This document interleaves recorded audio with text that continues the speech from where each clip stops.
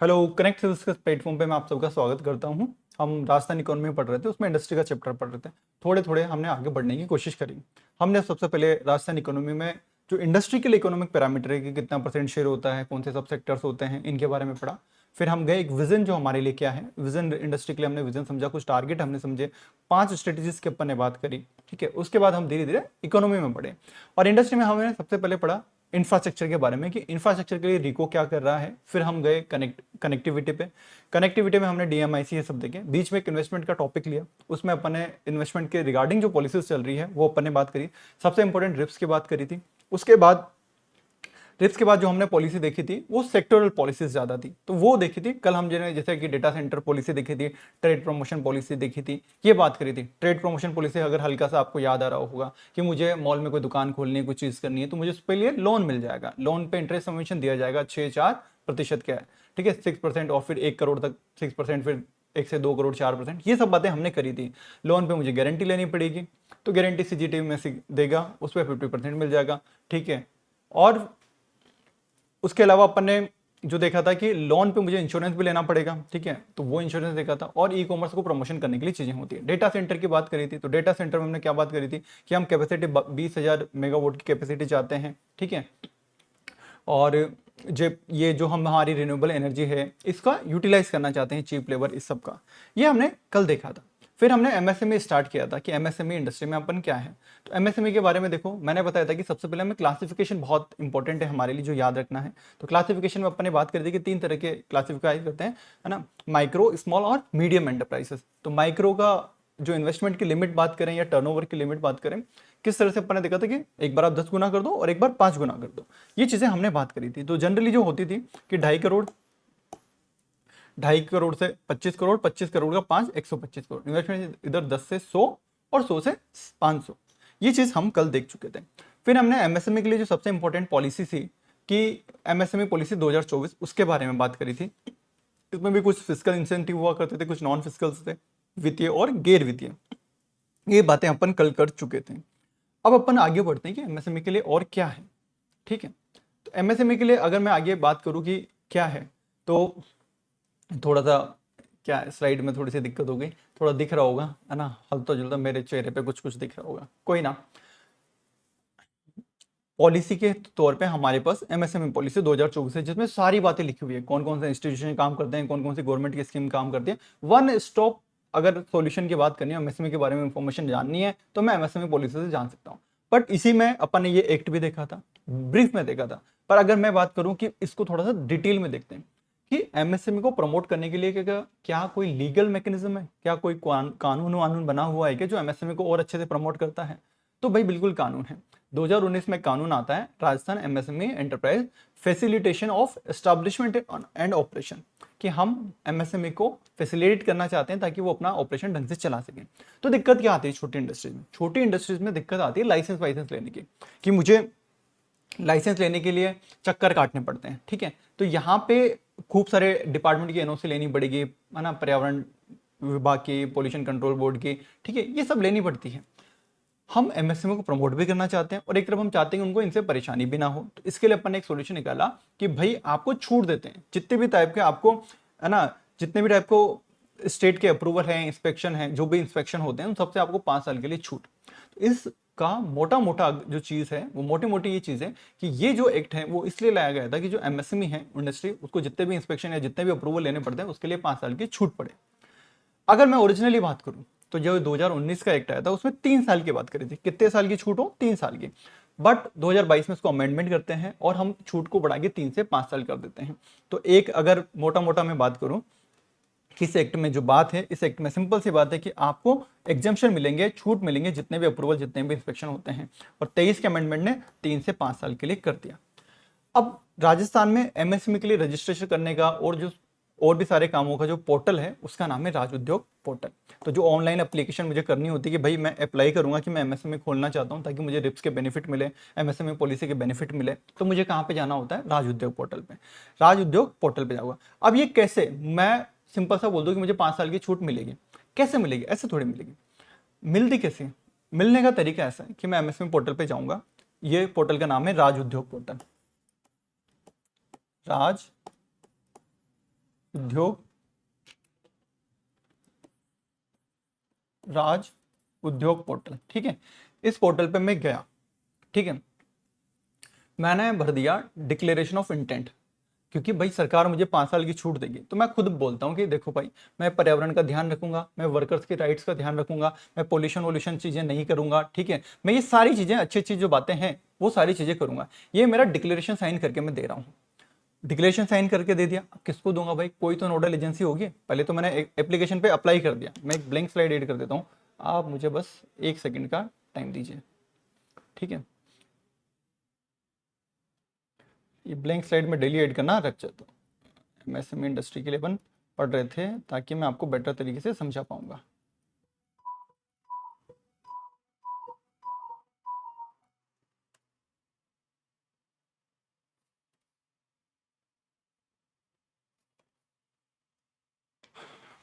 ठीक है, तो मैंने क्या किया, मैं ये अपना राज उद्योग पोर्टल है, इस पोर्टल पे मैं गया। मैं हूँ इन्वेस्टर, ठीक है। मेरे माथे पे 2 बाल मान लो जब तक इन्वेस्टर बनूंगा। और और मैं एमएसएमई इंडस्ट्री खोलना चाहता हूँ, ठीक है। मैं गया, अब मुझे कई सारे अप्रूवल लेने हैं। मुझे पर्यावरण का एनओसी, पर्यावरण डिपार्टमेंट से, पोल्यूशन कंट्रोल बोर्ड से, रेवेन्यू डिपार्टमेंट, जिससे खूब सारे एनओसी लेनी पड़ेगी, ठीक है। लेबर डिपार्टमेंट, इन सबसे ये इंस्पेक्शन के लिए सब लेनी पड़ेगी। मैं पोर्टल पे गया कि देखो यार, तुम जितने भी चीज़ें हम बोलते हो ना कि भाई इन चीज़ों का ध्यान रखोगे, मैं लिख के देता हूँ। मैंने एक डिक्लेरेशन ऑफ इंटेंट, एक जो उनका ऑनलाइन फॉर्म आता होगा, वो साइन कर दिया कि इन चीज़ों का आप ध्यान रखोगे, ये रखोगे भाई, पर्यावरण का ध्यान रखूंगा, वर्कर्स के राइट का ध्यान रखूंगा, ये मैंने साइन करके दे दिया कि ये साइन कर दिया। अब साइन कर दिया तो मैंने क्या कर दिया, डिक्लेरेशन ऑफ इंटेंट दिखा दिया। अब ये जो एमएसएमई इंडस्ट्री है, इसमें जो नोडल एजेंसी होगी वो क्या करेगी कि भाई इंटेंट आ गया, नीयत बंदे की साफ है, एमएसएमई खोलना चाहते हैं, इसको परेशान नहीं करते, इतने साफ बोलते हैं कि मैं सब चीजों का ध्यान रखूंगा। तो मुझे ये क्या दे देंगे, एक्नॉलेजमेंट सर्टिफिकेट। इन्होंने मुझे एक्नॉलेजमेंट सर्टिफिकेट दे दिया, ठीक है। और अब मुझे सर्टिफिकेट मिल गया। अब मुझे जैसे ही सर्टिफिकेट मिल गया, अब मुझे 5 साल की छूट मिल गई, जितने भी एग्जाम्पशन थे। तो ये प्रोसेस होता है। अब ये जो मैं किसको भर के दूंगा, तो नोडल एजेंसी कोई होनी चाहिए, तो भाई बिल्कुल नोडल एजेंसी होती है। नोडल एजेंसी अपनी ब्यूरो ऑफ इन्वेस्टमेंट प्रमोशन होती है। स्टेट लेवल पे अगर मैं कोई एमएसएमई खोल रहा हूँ बड़े लेवल पे, तो वो ब्यूरो ऑफ इन्वेस्टमेंट प्रमोशन इसका देगा। डिस्ट्रिक्ट लेवल पे जो अपने जिला उद्योग केंद्र होते हैं वो ये चीज मुझे देंगे। तो इस तरह से एक्नॉलेज सर्टिफिकेट इशू किए जाते हैं, और उनका फायदा ये होता है कि फिर अपन को 5 साल के लिए एग्जाम्पशन मिल जाता है। तो ये लीगल सपोर्ट हमारे यहाँ पे काम में करता है। कोई दिक्कत है इसमें किसी को कि कैसे काम करता है? ठीक है, तो मैं डिक्लेरेशन ऑफ इंटेंट, आशय की घोषणा, हिंदी में बोलते हैं इसको आशय की घोषणा, आशय की घोषणा करता हूं। और मुझे जो एक्नॉलेजमेंट सर्टिफिकेट मिलेगा उसे बोलते हैं अभिस्वीकृति प्रमाण पत्र, अभिस्वीकृति प्रमाण पत्र, ठीक है। तो मैं जाऊंगा और मैं डिक्लेरेशन ऑफ इंटेंट कि मेरी आशय है, मेरा ये रहेगा, मैं फॉलो करूंगा सारी चीजें, मुझे एक्नॉलेजमेंट सर्टिफिकेट दे दो ताकि मुझे 5 साल की छूट मिल जाए। और ये इसके लिए जो नोडल एजेंसी होगी वो कौन होगी, BIP, bureau of investment promotion, जो अपन आगे देखेंगे। ठीक है, क्लियर है यहां तक? ठीक है, अब आगे देखते हैं कि एमएसएमई के लिए अपन ने देख लिया कि क्या कोई पॉलिसी है। भाई पॉलिसी है, एमएसएमई पॉलिसी 2024 है। इसके पहले 22 से वो 24 पॉलिसी आ गई। फिर कोई लीगल एक्ट है क्या, तो भाई बिल्कुल लीगल एक्ट है, जिसमें 5 साल की छूट मिल जाती। और छोटी इंडस्ट्री के लिए अपन क्या कर सकते हैं, तो छोटी इंडस्ट्रीज के मान लो क्लस्टर है, जैसे कि मान लो मैं कोई टेरिकोटा का कोई खिलौने विलौने बनाता हूँ और उन पे कलर वलर करके बेचता हूँ, ठीक है। मेरे ही गांव के आसपास के और भी 10-15 लोग हैं, 20 लोग हैं, वो भी ये काम करते हैं। हमारी एक छोटी सी इंडस्ट्री टाइप की डेवलप हो चुकी है, एक क्लस्टर में हम काम करते हैं आसपास के गांवों के मिलकर। तो सरकार की जिम्मेदारी बनती है कि इनको आगे बढ़ाएं, ठीक है। और ऐसे मान लो, ये तो मैंने नॉर्मल इंडिविजुअल आदमी की बात करी है ना, इंडिविजुअल जो होते हैं उनकी मैंने बात करी। मान लो जैसे कोई कारीगर हो गया, शिल्पकार हो गया, कोई बुनकर हो गया, इंडिविजुअल की बात करी, तो ये सब मिलके एक क्लस्टर बना सकते हैं। मैं मान लो कि मेरी छोटी इंडस्ट्री है ना, मेरी कोई तेल घाने की इंडस्ट्री, तेल कच्ची तेल निकालता हूं मैं, ठीक है, मूंगफली का, उसका, ऐसी छोटी छोटी कच्ची घानियां हैं मेरे पास और वहां से तेल निकल रहा है। ये एक और इस एरिया में हो सकता है ना 20-25 एंटरप्राइजेस हो, ठीक है। अब मुझे मान लो मेरी जो ऑयल निकालने की, ऑयल सीड से निकालने की मशीन है, वो बहुत सिंपल सी है, छोटी सी है। लेकिन अब मुझे ऑयल निकाल के उसको पैकिंग करना, पूरा सजाना धजाना ताकि मार्केट में कम्पीट कर सके, तो मुझे एक चाहिए कि कोई फैसिलिटी मिल जाए। एक तो मैं खुद है, मैं उसके ग्रेडिंग के लिए, पैकिंग के लिए मशीनें लेके आऊं, एक मुझे सरकार कुछ सुविधा दे दे।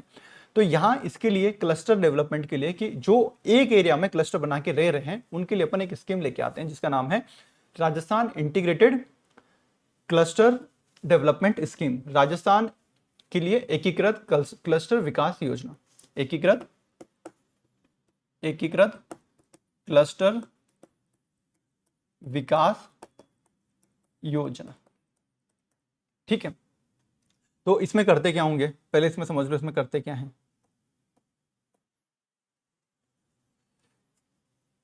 मैंने क्या बताया, दो तरह के लोग हो गए। पहले तो दो तरह के इसमें लोग हो गए।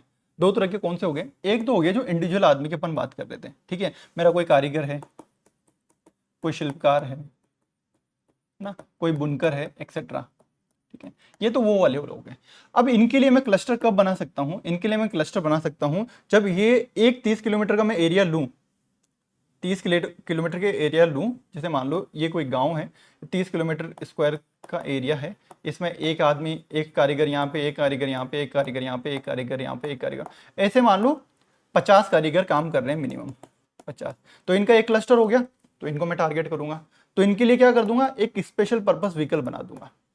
उसका काम ही रहेगा इनके ध्यान रखना, इनके क्लस्टर का ध्यान रखना। एक तरीका तो ये हो गया। दूसरा मैं क्या कर सकता हूं, दूसरा मान लो ये तो इंडिविजुअल आदमी, दूसरा क्या होता है, यूनिट हो सकती है, छोटी इकाइयां हो सकती है, एक इकाई यहाँ पे, एक इकाई यहाँ पे, एक इकाई यहाँ पे, एक इकाई यहाँ पे, ऐसी हो सकती है। तो अगर किसी आसपास के एरिया में 20 इकाइयां काम कर रही है, कितनी इंडिविजुअल तो कितने हैं, 50 लोग, और इकाइयों में, एमएसएमई इकाइयों में बात करूं कितने, 20 इकाइयां, 20 यूनिट काम कर रही है। तो ये सब क्या हो जाएंगे, मेरे लिए क्लस्टर हो जाएंगे। इनके लिए मैं फिर एक स्पेशल पर्पस व्हीकल बना दूंगा। इस क्लस्टर के लिए स्पेशल पर्पस व्हीकल मतलब एक अलग से इनका ध्यान रखने के लिए कोई बॉडी बना देंगे अपन, जो इसका काम रहेगा इनके क्लस्टर को प्रमोट करना। क्लस्टर में क्या प्रमोट करते हैं, ठीक है, तो कैसे इनका क्लस्टर अपन प्रमोट कर सकते हैं। इनका क्लस्टर प्रमोट करने के क्या तरीके हो सकते हैं अपने पास। इनका क्लस्टर प्रमोट करने के तरीके ऐसे हो सकते हैं, जैसे कि मान लो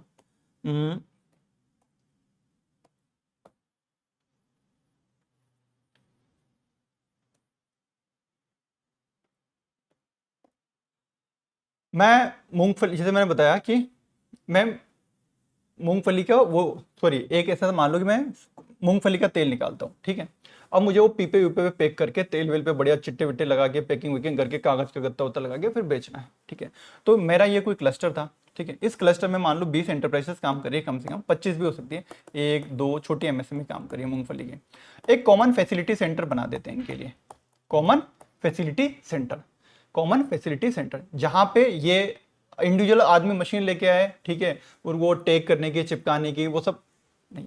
यहाँ पे आ जाओ, सब अपने ऑयल के लेके आ जाओ, यहाँ पे तुम्हारे पीपे के अंदर ऑयल भर देंगे, वो पैकिंग वेकिंग जो काम है वो कर देंगे। कॉमन फैसिलिटी आपके लिए काम हो जाएगी। तो एक तो क्लस्टर के लिए अपन क्या कर सकते हैं, कॉमन फैसिलिटी ना। इंडिविजुअल लोग जो हैं, जैसे मतलब इनको, जैसे मान लो कोई इंडिविजुअल हो गए, जैसे मूर्तिकार है ना, कोई शिल्पकार है, शिल्पकार मूर्तिकार ये है, मूर्तिकार ये अभी कहीं ना कहीं से पत्थर लाते होंगे, मिट्टी लाते होंगे, तो इनके लिए क्या करते हैं, एक बैंक बना देते हैं, रॉ मटेरियल का बैंक। कि एक बार, अब जैसे एक बार में खूब सारा रॉ मटेरियल मंगाते हैं तो सस्ता पड़ता है, कच्चा माल है ना, समझाने के लिए बता रहा हूँ कि मिट्टी और भी चीज हो सकती है, कच्चा माल में कुछ भी हो सकता है, वायर हो सकते हैं, कुछ भी हो सकते हैं। एक बार में मंगाएंगे तो इकोनॉमी स्केल होगी, सस्ता पड़ेगा। तो अपन क्या करेंगे, एक इनके लिए डिपो बना देते हैं, डिपो, रॉ मटेरियल डिपो है ना, कच्चा माल का डिपो, कच्चा माल डिपो। ताकि क्या हो गए, सारे सामान यहाँ पे रख देंगे इस क्लस्टर के लोग, कि सारे का सामान एक साथ अपने मंगा लिया, एक साथ यहाँ पे रख दिया। तो इस स्कीम में क्या होता है, इस स्कीम में यही होता है, इनको सीएफसी कॉमन फैसिलिटी सेंटर हो गया, इनको क्लस्टर का ये क्या बोलते हैं, रॉ मटेरियल का डिपो बनाने के लिए पैसे दिए जाएंगे। ये इस स्कीम के पर्पस है। और इस स्कीम में क्या है भाई, और हमेशा क्या होता है, सबको क्या है, अपन को अमेजोन, फ्लिपकार्ट इनसे जोड़ना है, ई कॉमर्स से जोड़ना है, तो उसके लिए डिस्काउंट मिलेगा। ठीक है, उसके लिए भी इनको डिस्काउंट दिया जाएगा। और क्या होता है, और मान लो है ना, मुझे ऐसे एमएसएमई क्लस्टर है ना, जैसे ये एक क्लस्टर, वो ऐसे क्लस्टर, अब इनमें बेसिक इंफ्रास्ट्रक्चर की जरूरत है। जैसे ये तो अपन ने बात कर ली कि कॉमन फैसिलिटी सेंटर अपन ने बना दिया, कोई कच्चे माल के लिए कोई डिपो बना दिया। और ऐसा हो सकता है कि मैं यहाँ पे कोई पानी की व्यवस्था नहीं है ना, उद्योग धंधों में तो पानी भी चाहिए, हो सकता है बिजली की व्यवस्था नहीं है ना, ये चीजें हो सकती हैं। तो ये ऐसे बेसिक इंफ्रास्ट्रक्चर का काम है। अब जो रिको के इंडस्ट्रियल एरिया होते हैं, वहां तो रिको करवा देता है, वहां तो रिको करवा देगा। तो ये जो नॉन रिको एरिया में इस तरह के एमएसएमई क्लस्टर काम कर रहे हैं, वहां पे जो बेसिक सुख सुविधाएं हैं उनके लिए काम कौन कौन से स्कीम में हो जाएगा? क्लस्टर डेवलपमेंट स्कीम में, एकीकृत क्लस्टर डेवलपमेंट स्कीम में। तो स्कीम का जो नाम है वो है Rajasthan integrated cluster development scheme. इसमें होता क्या है, हम क्लस्टर डेवलपमेंट अप्रोच अपनाते हैं ताकि जो एमएसएमई इंडस्ट्री उसमें काम करें, जो भी वीवर्स, बुनकर, ये जो भी काम करें, उनकी प्रतिस्पर्धा अपन बढ़ा सके, उनका प्रोडक्ट की क्वालिटी अपन बढ़ा सके ताकि मार्केट में compete कर पाए, ठीक है, उनके लिए मार्केट का एक्सेस अपन बढ़ा पाए, उनके लिए टेक्नोलॉजी अपन नई नई अपना पाए, वो सब चीजें इसमें की जाती है। तो अगर मैं सॉफ्ट भाषा में बोलूं तो दो तरह के काम होते हैं। सॉफ्ट इंटरवेंशन किस तरह के, ये जो सब अपन ने बात करी है हार्ड इंटरवेंशन है कि मैं इनके लिए कुछ बना रहा हूं। इसमें अभी जो मैंने आपको सिखाने के लिए बताया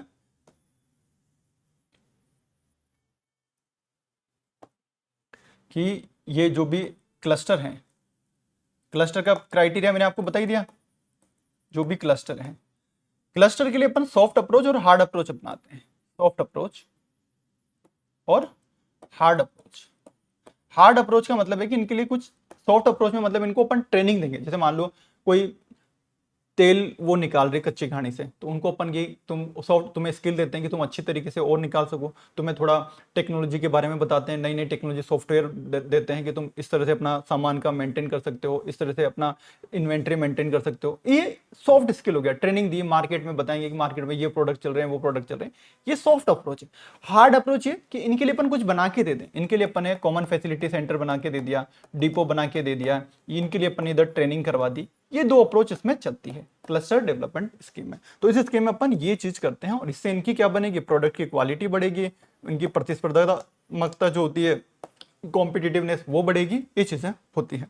तो ये इस स्कीम में अब फायदा क्या क्या है वो थोड़ा सा अपन देख लेते हैं।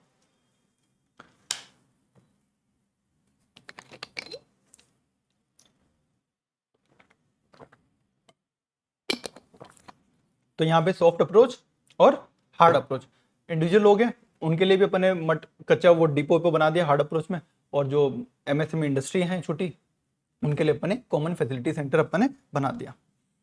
कॉमन फैसिलिटी सेंटर अपने बना दिया। तो भाई इस स्कीम के बारे में देख लेते हैं अपन कि ये स्कीम आती है अगस्त के आसपास आई थी, ये है ना, अगस्त 2024 के आसपास की इसकी स्कीम है। और इसमें सॉरी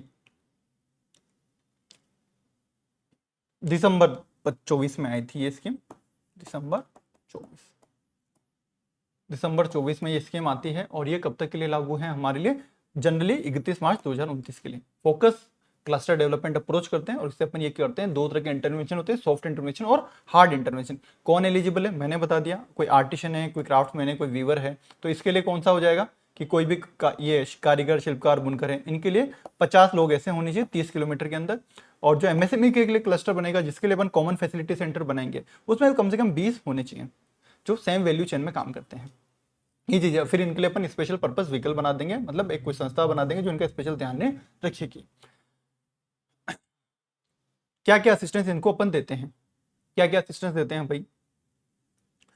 सॉफ्ट इंटरवेंशन और हार्ड इंटरवेंशन, जिसमें अपन क्षमता निर्माण करते हैं, कॉमन फैसिलिटी सेंटर या सामान्य सुविधा केंद्र बनाएंगे, ये सब चीज करेंगे।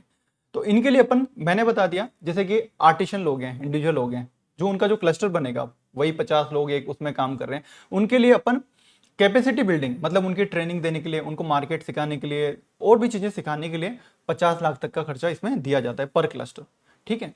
उसके अलावा इनको जो रॉ मटेरियल का डिपो बनाना है, उसके लिए जो भी लोन वोन मिलेगा उस पर इंटरेस्ट सबवेंशन इनको दिया जाएगा, 8% इनको इंटरेस्ट सबवेंशन दिया जाएगा, ठीक है। 8% पे इनको अप टू 8%, किसी को 6, किसी को 7, 8% तक की आपको छूट मिल जाएगी ब्याज में, ठीक है। उसके अलावा आप जो ई कॉमर्स पे एनुअल सेल जो भी करोगे उस पर आपको इंसेंटिव मिलेगा वन टाइम, ठीक है। आपको जो भी वार्षिक बिक्री होगी उस पर 50,000 तक का एक मुश्त आपको प्रोत्साहन राशि दी जाएगी, ठीक है। ये इसके प्रोविजन है। और कॉमन फैसिलिटी सेंटर बनानी है तो इसमें जो भी खर्चा आएगा उसका 90% सरकार आपको देगी, ठीक है। 10 करोड़ तक, इससे ज्यादा खर्चा आएगा, मान लो मैं कोई चावल के लिए कॉमन फैसिलिटी सेंटर बना रहा हूं, अब 20 करोड़ की रेट पड़ जा रही है, तो 20 करोड़ का 90 तो 18 करोड़ हो गया, तो 18 करोड़ नहीं देंगे। कितने देंगे? 10 करोड़ मैक्सिमम, 10 करोड़ मैक्सिमम देंगे, या फिर 90% आप बोल लो। ये कॉमन फैसिलिटी सेंटर के लिए देते हैं ताकि शेयर्ड फैसिलिटी सबके लिए रहे। और जो इंफ्रास्ट्रक्चर के लिए असिस्टेंस है वो भी अपन देते हैं। कोई पुराना क्लस्टर है, ब्राउन फील्ड है, ठीक है, एग्जिस्टिंग कोई क्लस्टर है नॉन रिको एरिया में, तो उसमें कोई कॉमन खर्चा करवाना है इनको, है ना, कि कोई पावर प्लांट लगा, ये इनको कोई सोलर पावर प्लांट लगाना है, कुछ करवाना है, कुछ कॉमन चीज करवानी है जहां ऑलरेडी काम चल रहा है और बेहतर करना है, वहां पे जो भी खर्चा आ रहा होगा प्रोजेक्ट का उसका 80% ये सरकार देगी इस स्कीम के अंदर, और मैक्सिमम वही 10 करोड़। इधर जो ग्रीन फील्ड इन्वेस्टमेंट है, नई कोई चीज बना रहे हो आप, फ्रेश से अगर अपन क्लस्टर डेवलप कर रहे हैं, ठीक है, वहां पे जो भी इंफ्रास्ट्रक्चर डेवलपमेंट का खर्चा आएगा उसका 60% आपको लगभग दिया जाएगा। तो अगर मैं इस स्कीम की बात करूं, इस स्कीम में कौन कौन से क्या क्या फायदे मिलते हैं, 3 तरह के, तो अपन एक बार 3 तरह के फायदे देख लेते हैं।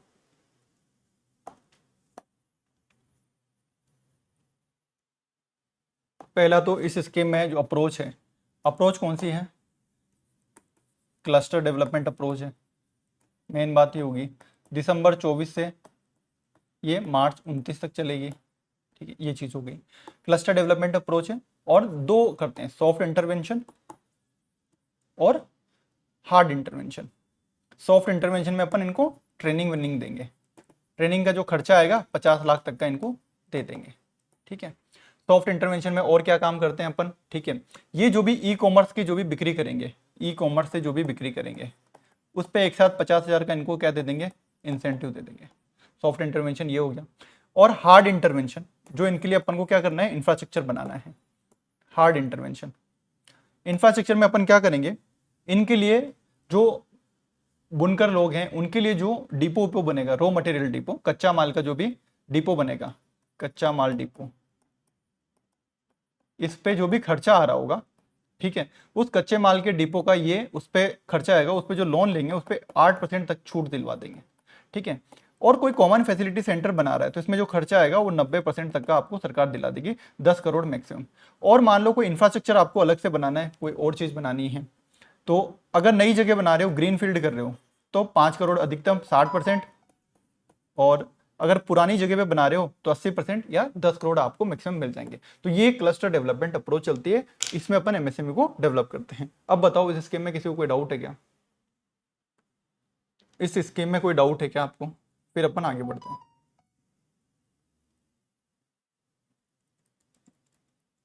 क्लियर है?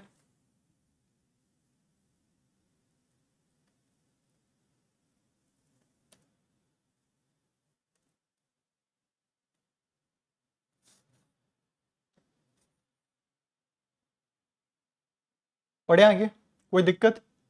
ठीक है, नो दिक्कत, तो अपन आगे बढ़ जाते हैं।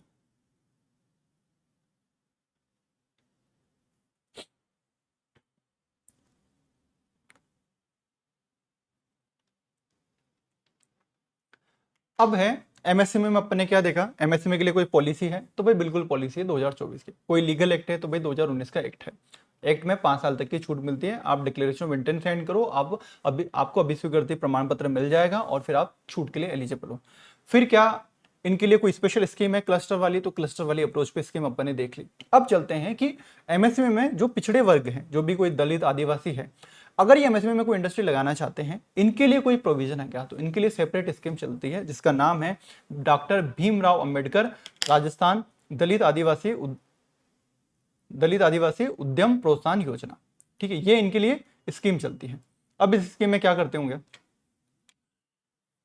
नाम से क्या समझ में आ रहा है कि दलित आदिवासी उद्यम प्रोत्साहन, दलित आदिवासियों का इनको प्रमोट करना है ताकि ये नई नई इंडस्ट्री खोले, नई नई इंडस्ट्री ये लगाएं, ये प्रमोट करना है। तो इनके लिए क्या है, सिंपल सी, भाई आप जो इंडस्ट्री खोलने के लिए, फैक्ट्री वैक्ट्री खोलने के जो लोन ले हुए उस पर आपको सब्सिडी मिलेगी। पहली बात तो ये सब्सिडी पे अपन को पता है एमएसएमई है तो कोई ना कोई गारंटी देगा, गारंटी कौन देता है, सीजीटी एमएसएमई, तो उस पर भी आपको कुछ ना कुछ छूट अपन दिलवाएंगे, ठीक है, वो छूट दिलवाएंगे। और साथ साथ में क्या होता है ना कि देखो, एक होती है मार्जिन मनी। अब बैंक से लोन लेने जाते हो, अब बैंक, जैसे मान लो मैं बोलूँ कि यार मैं 2 करोड़ का कोई इंडस्ट्री खोलना चाहता हूँ, ठीक है, जाते मेरे को बैंक वाले 2 करोड़ रुपए थोड़ी थमा देंगे, थोड़ा तो मुझे मिलाना पड़ेगा, उसको बोलते हैं मार्जिन मनी। थोड़ा मुझे मिलाना पड़ेगा मार्जिन मनी, बाकी बैंक वाले मुझे लोन करके दे देंगे। सेम मकान बनाने जाते हैं उसके लिए भी अपन को कुछ पैसा मिलाना पड़ेगा, बाकी लोन मिलेगा, यही चीज है। तो प्रोजेक्ट में भी, वरना तो भाई 50 करोड़ का प्रोजेक्ट मुझे बैंक 50 करोड़ से दे दे, मेरा क्या लग रहा है, हर कोई खोल ले। तो एक मार्जिन मनी होती है, ठीक है, थोड़ा बहुत आपको परसेंटेज मिलाना पड़ता है। अब ये क्या है, अपन ने क्या बोला, SC ST के पीपल हैं, दलित लोग हैं, ठीक है, इनके पास कहाँ पैसा है, तो अपन इनके लिए जो मार्जिन मनी है उसका सपोर्ट रहेगा, उसका सपोर्ट जो मिलाना पड़ता है उसमें सरकार बोलती है कि तुम्हारी तरफ से थोड़ा हम मिला देंगे मार्जिन मनी, ठीक है। तो ये मार्जिन मनी भी शुरू में स्टार्टिंग के लिए सरकार की तरफ से मिलाई जाएगी, तो मार्जिन मनी का भी एक इनको सपोर्ट मिलेगा। तो अपन देखते हैं कि इस स्कीम में क्या है। पहली तो मैं बता दूं, मैं कोई SC या SC ST का बंदा हूं, ठीक है, जो मैं खेती नहीं, नॉन एग्रीकल्चर सेक्टर में उद्यम प्रोत्साहन की बात कर रहे हैं अपन, ऐसा नहीं कि मैं खेती में कुछ कर रहा हूं, नॉन एग्रीकल्चर सेक्टर में कोई उद्यम लगाना चाहता हूं, मैं SC ST का हूं, तो मैं इंडिविजुअली जाके बैंक से कर सकता हूं, तो मैं एलिजिबल हूं। मान लो नियोन सौर और हम हैं, ठीक है, हमारी मान लो LLP है ना, लिमिटेड लाइबिलिटी पार्टनरशिप, या हमारी कोई कंपनी है, ठीक है, हम जाएं और इसी स्कीम में इंप्लीमेंट करना चाहेंगे, भाई हमें ये स्कीम दो, तो फिर क्या बोलेंगे बैंक वाले, क्या बोलेंगे, आपकी जो पूरी कंपनी की शेयर होल्डिंग है, क्या उसमें 51% शेयर होल्डिंग किनकी है, SC ST वालों की है या नहीं है, ठीक है, तो ये उनके लिए है। तो यहाँ पे एलिजिबिलिटी ही साफ साफ है, इंडिविजुअली कोई भी SC ST का पर्सन हो एलिजिबल है, कोई लेकिन पार्टनरशिप हो, LLP हो, कॉर्पोरेशन हो, कोई कंपनी हो, तो वहां पे क्या होगा, 50% शेयर होल्डिंग किसके पास होनी चाहिए, SC ST के पर्सन के पास होनी चाहिए, 51% ओनरशिप उनके पास होनी चाहिए, तो एलिजिबिलिटी हो गई। कहां पे लोन मिलता है, नॉन फार्म सेक्टर में, गैर कृषि क्षेत्र में आप उद्यम लगाना चाहते हो उसके लिए आपको लोन मिलेगा। बाकी जनरली भी अपन ने पॉलिसी पढ़ी थी, वो सब अभी रिसेंट वाली है, भजन लाल सरकार जी वाली, ठीक है, लेकिन ये पॉलिसी पुरानी है कांग्रेस गवर्नमेंट की, तो इसका 2029 तक नहीं होगा। तो ये पॉलिसी आई थी 8 सितंबर 2022 का, और ये चलेगी 31 मार्च 2027 तक, 2027 तक ये वैलिडिटी अपन को याद रखनी है। लोन कहां तक का मिलता है, 10 करोड़ का। पहले तो लोन पे देख लेते हैं कि लोन पे छूट क्या मिलती है। तो लोन पे 976 की छूट मिलती है आपको। मैं अगर 25 लाख से, पहले तो 25 लाख से 10 करोड़ का लोन आपको मिलेगा, 25 लाख से कम का भी मिल सकता है, पर 10 मैक्सिमम 10 लाख तक का लोन मिलेगा। तो अगर मैं 25 लाख से कम का लोन लेता हूं तो मुझे 9% की छूट मिलेगी, 9% की तो छूट है। मान लो बैंक मेरे से 10, 10.5, 11% चार्ज कर रहा है, तो मुझे फिर वो इतना सा ही देना पड़ेगा, जनरली 10% के आसपास होता है। तो 1% में मुझे लोन मिल जाएगा। मान लो 20 लाख की कोई छोटी इंडस्ट्री में लगा रहा हूं, तो ये मैं 25 लाख से 5 करोड़ तक के ले रहा हूं, तो मुझे फिर छूट क्या है, 7% मिलेगी। मैं अगर 5 करोड़ से 10 करोड़ तक का ले रहा हूं लोन, तो मुझे छूट जो मिलेगी 6% की मिलेगी, ठीक है। तो 25 लाख तक मुझे 9%, उसके बाद जो मुझे 25 लाख से 5 करोड़ तक 7, और 5 करोड़ से मुझे 10 करोड़ के लिए 6% मिलेगी। मार्जिन मनी मैंने बताया, मार्जिन मनी जो मिलेगी वो मुझे कितनी मिलती है, गवर्नमेंट की तरफ से सपोर्ट के तौर पे, प्रोजेक्ट लगाने में जो एक्स्ट्रा पैसा शुरू में पूरा पैसा लगेगा, उसमें से मुझे मार्जिन मनी शुरू में लगाने के लिए खुद की तरफ से, ताकि बैंक का लोन कम लेना पड़े, उसमें प्रोजेक्ट गवर्नमेंट सपोर्ट कर देती है। वो मार्जिन मनी ग्रांट के तौर पे मुझे कितनी दे देती है सरकार, 25% ऑफ प्रोजेक्ट कॉस्ट। मान लो मेरी फैक्ट्री बनाने में 20 लाख रुपए लग रहे, सरकार 5 लाख रुपए तो एडवांस में सरकार बोलेगी 5 लाख हमारी तरफ से हम मिलाते हैं, बाकी का लोन करवा देते हैं। लोन में तुम्हें ये चीजें रेट देनी है, ठीक है, तो अप टू 25 लाख रुपए तक की मुझे करवा देंगे, ठीक है। 25 लाख तक के 1 करोड़ का भी प्रोजेक्ट है ना, तब भी सरकार बोल देगी 25 लाख हमारी तरफ से मार्जिन मनी इंडस्ट्री लगाने में। तो ये चीज है। अब लोन लिया है तो लोन पे गारंटी, तो गारंटी में भाई MSME CGT MSE देता है 10 करोड़ तक के, तो यहाँ पे भी लोन कितने तक का है, 10 करोड़ तक का है, तो CGT MSE गारंटी देगा इनके बेसिस पे लोन के, देगा तो कुछ फीस लेगा तो पर SC ST पीपल है, थोड़ी माफी होनी चाहिए, तो इनके लिए जो भी फीस लेती है वो पूरी माफ रहती है। तो इस लोन को अपन क्या बोलते हैं, गारंटी मुक्त लोन, क्योंकि गारंटी अपनी सरकार दे रही है, CGT MSE दे रही है, तो यहां पे अपन को गारंटी फ्री लोन मिल जाएंगे, ठीक है। गारंटी फ्री लोन अपन को मिल जाएंगे।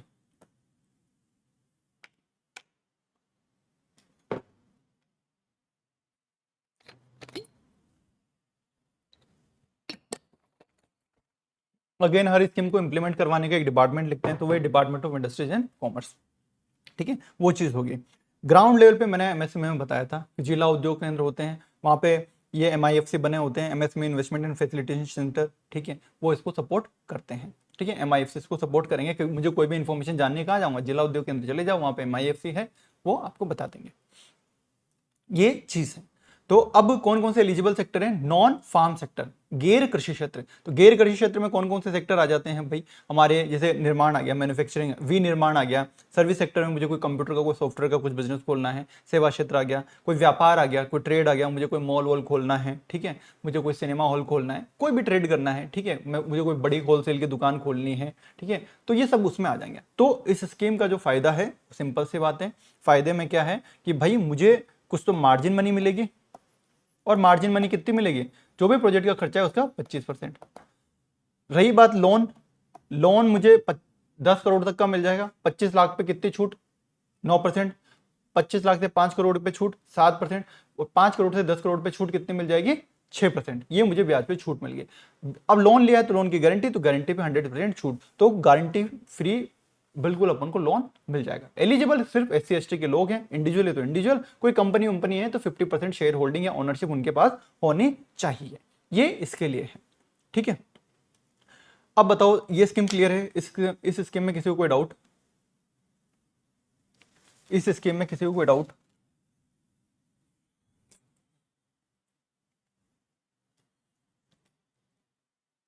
डॉक्टर भीमराव अंबेडकर राजस्थान दलित आदिवासी उद्यम प्रोत्साहन योजना, ठीक है, BRUPY, ठीक है। अब अपन आगे चलते हैं, ठीक है। अगली स्कीम जो अपने हैं टारगेट सेक्टर के लिए। अब ये तो अपन ने किनके लिए देख ली? MSME में ये जो SC ST पीपल हैं उनके लिए। अब अपन चलते हैं PM विश्वकर्मा योजना पे। दो चीज होती है, देखो टॉपअप का कंसेप्ट क्या होता है? मैं केंद्र सरकार की कोई स्कीम चल रही है, तो सरकार कोई बेनिफिट दे रही है, मैं उस पर एडिशनल बेनिफिट देना चाहता हूं, तो वो क्या लाएगा? टॉपअप। कई सारी पेंशन स्कीम है, आपको धीरे धीरे जब पढ़ाऊंगा तो पता चलेगा कि वो केंद्र सरकार की स्कीम होती है, उन पे राज्य सरकार टॉपअप मिलाती है और खुद का नाम दे देती है, ठीक है। तो टॉपअप होता है कि सरकार केंद्र सरकार के जो बेनिफिट है उसके ऊपर कुछ देना चाहती है, जैसे, और वैसे जैसे अपन रिप्स में तो बात करते थे, जैसे मान लो तो रिप्स में एक इंसेंटिव मिलता था, उसके ऊपर एडिशनल इंसेंटिव क्या हो गया? टॉपअप। यही बोलते थे एम्प्लॉयमेंट का बूस्टर, है ना, टॉपअप थे वो सब। टॉपअप क्या है? यहाँ पे PM विश्वकर्मा में सेंट्रल सेक्टर की स्कीम है, 100% सरकार, 100% पैसा कौन देगा? गवर्नमेंट ऑफ इंडिया, है ना, केंद्र की स्कीम है। अब जो सेंट्रल सेक्टर की स्कीम है, अब मुझे इस पे भी और बेनिफिट देना है, तो मैं इस पे जो बेनिफिट रहेगा वो कौन देगा? राज्य सरकार जो भी बेनिफिट देगी वो टॉपअप कहलाएगा। तो हमारे लिए जो नेक्स्ट स्कीम है उसका नाम है PM विश्वकर्मा योजना, सेंट्रल सेक्टर स्कीम है ये। 100% सेंटर पैसा देता है, बट इसमें स्टेट एडिशनल सपोर्ट देता है, जितना सेंटर देता है उससे एडिशनल सपोर्ट देता है। क्या करते होंगे इस स्कीम में, PM विश्वकर्मा स्कीम में? तो भैया फाइनेंशियल ईयर 2023-24 से स्टार्ट करी थी।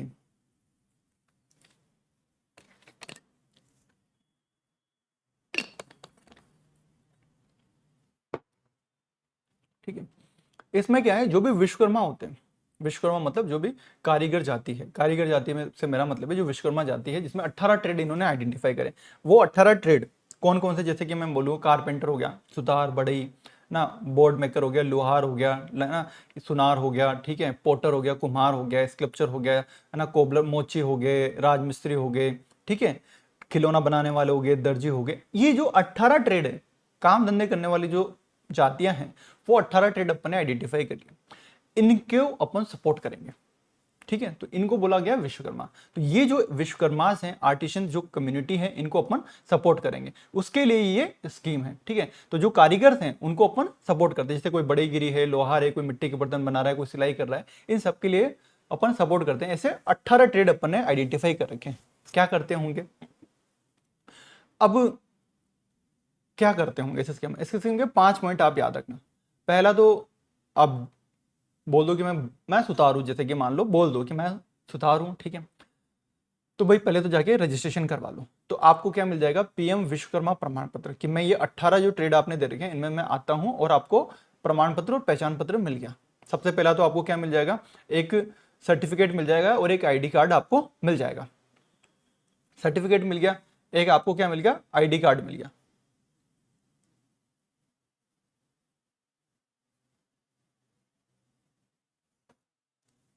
एक ID कार्ड मिल गया, ठीक है। उसके बाद क्या है?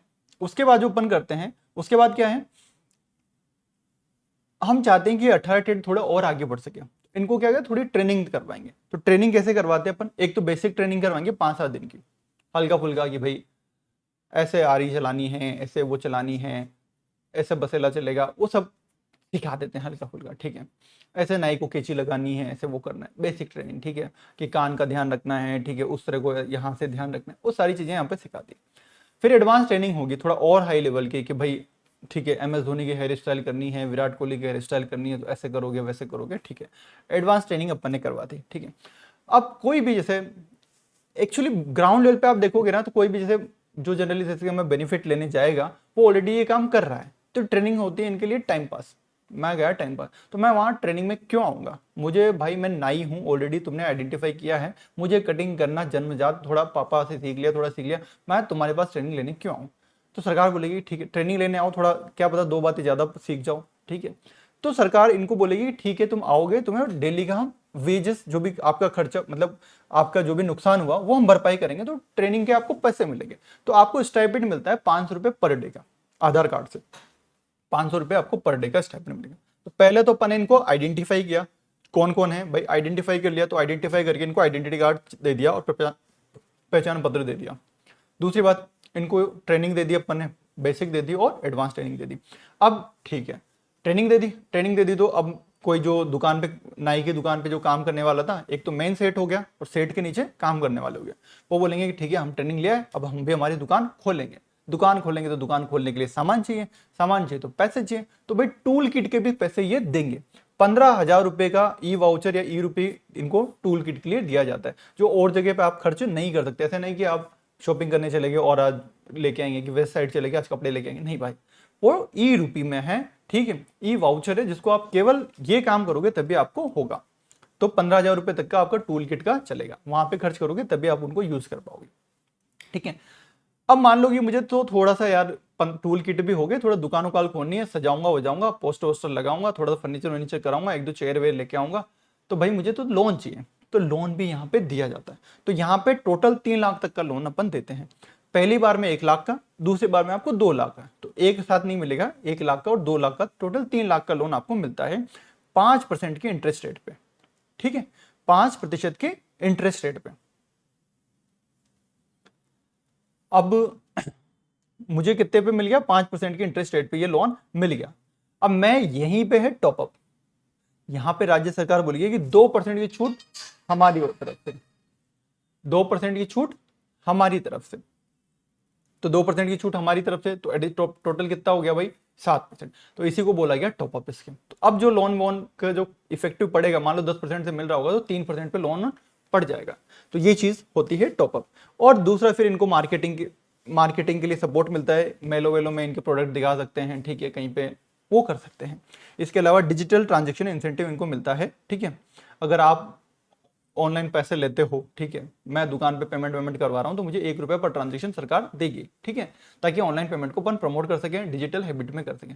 तो ऐसे करके जो भी ट्रेड जाति में काम कर रहे थे उन सबको अपन फॉर्मलाइज कर दिया, इकोनॉमी में लिया है, सबको अपन ने पहचान पत्र दे दिया, सबको सबका रिकॉर्ड अपने पास आ गया और सबको डिजिटली भी प्रमोट कर दिया। तो इस स्कीम के 5 कंपोनेंट हैं, ठीक है। तो अगर इस बात करें कब लॉन्च हुई थी, तो ये 17 सितंबर 2023 में लॉन्च हुई थी। सेंट्रल सेक्टर की स्कीम है, 100% जो गवर्नमेंट ऑफ इंडिया देती है।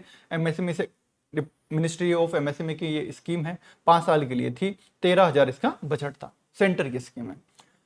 एम क्या है? जो विश्वकर्माज हैं, जो भी कारीगर कम्युनिटी है, उनको रिकॉग्निशन के देना, उनको स्वीकार करना, उनको ट्रेनिंग देना, उनको टूल्स देना, वही जो अपन ने चीजें देखी, और ताकि स्किल अपग्रेड इनकी हो सके। कौन एलिजिबल है मैंने बता दिया, जो भी हाथ और वो जो क्राफ्ट पर्सन जो होते हैं, जो हाथ से है ना और जो टूल से काम करते हैं, वो है 18 ट्रेड के अंदर, फैमिली बेस्ड ट्रेडिशनल।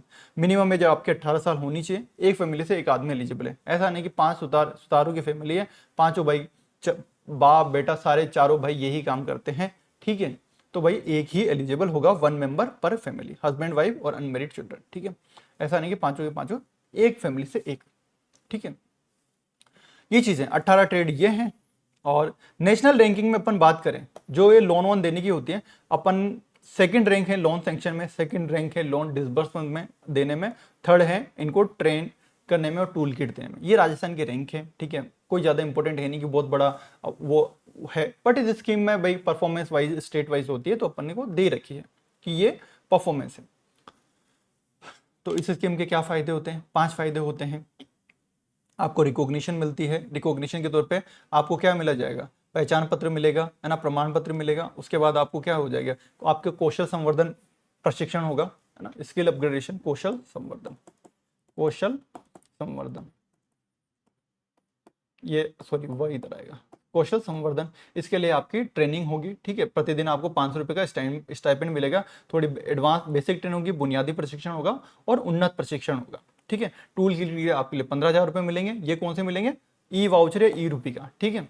और कोलेक्टर फ्री लोन मिल जाएगा आपको। यहाँ पे जो CGD MSA की गारंटी है वो सब सरकार भुगत लेगी, तो वो कोलेक्टर फ्री मिल गया।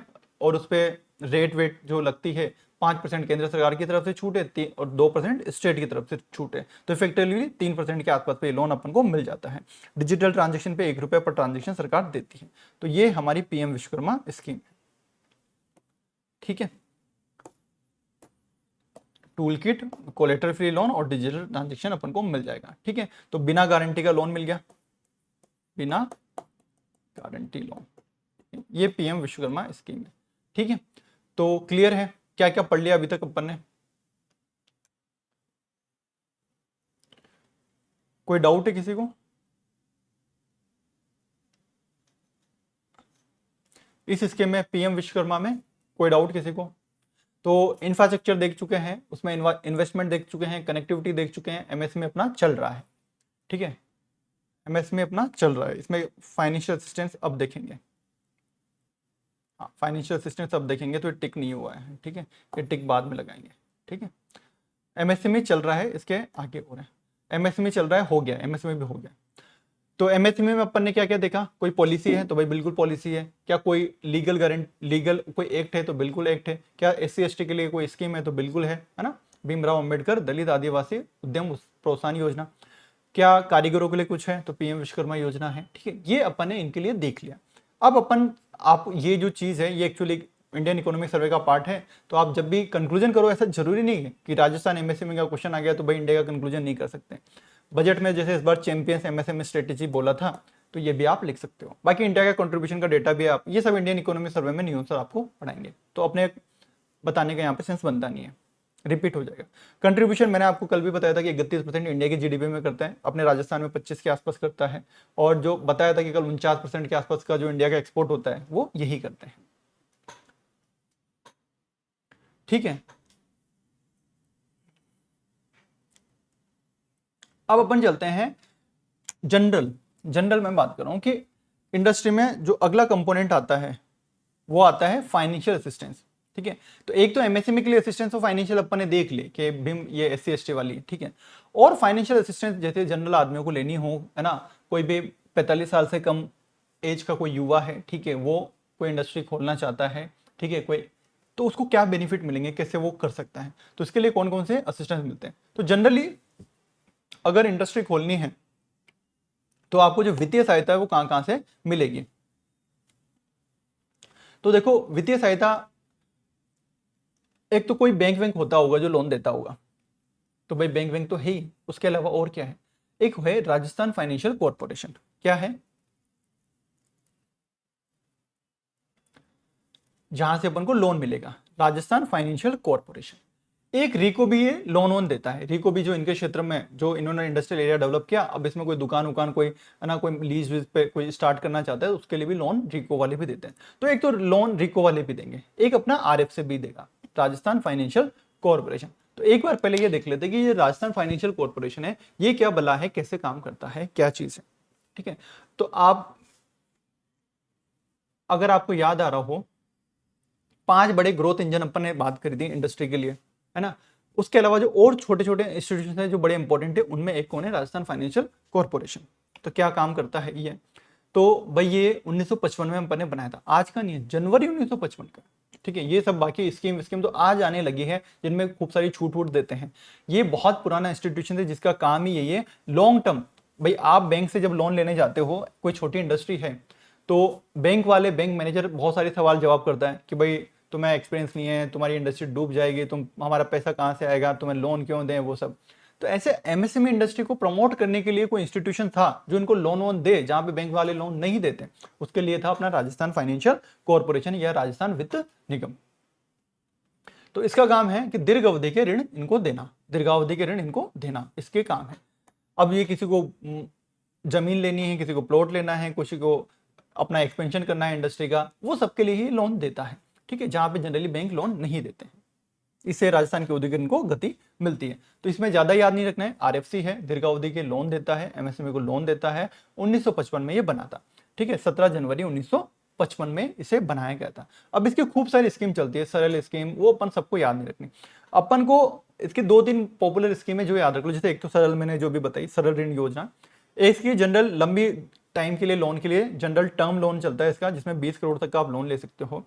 एक इसकी सबसे पॉपुलर जो है वो है युवा उद्यमिता प्रोत्साहन योजना, युवा उद्यमिता प्रोत्साहन योजना, जिसमें अपन ऋण देते हैं 2 करोड़ तक का लोन मिलेगा, ठीक है। तो एक तो अपन को लोन कहां से मिलता है, रिको से लोन मिलता है,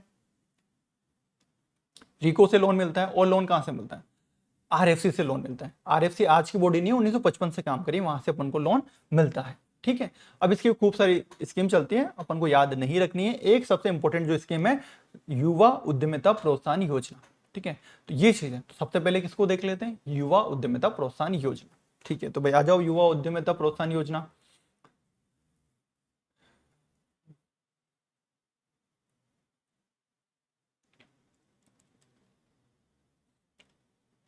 युवा उद्यमिता प्रोत्साहन योजना, अब ये आज की नहीं है, ये 2013 में स्टार्ट हुई थी। कब, 2013-14 का जो बजट था उसमें ये अनाउंस किया गया था।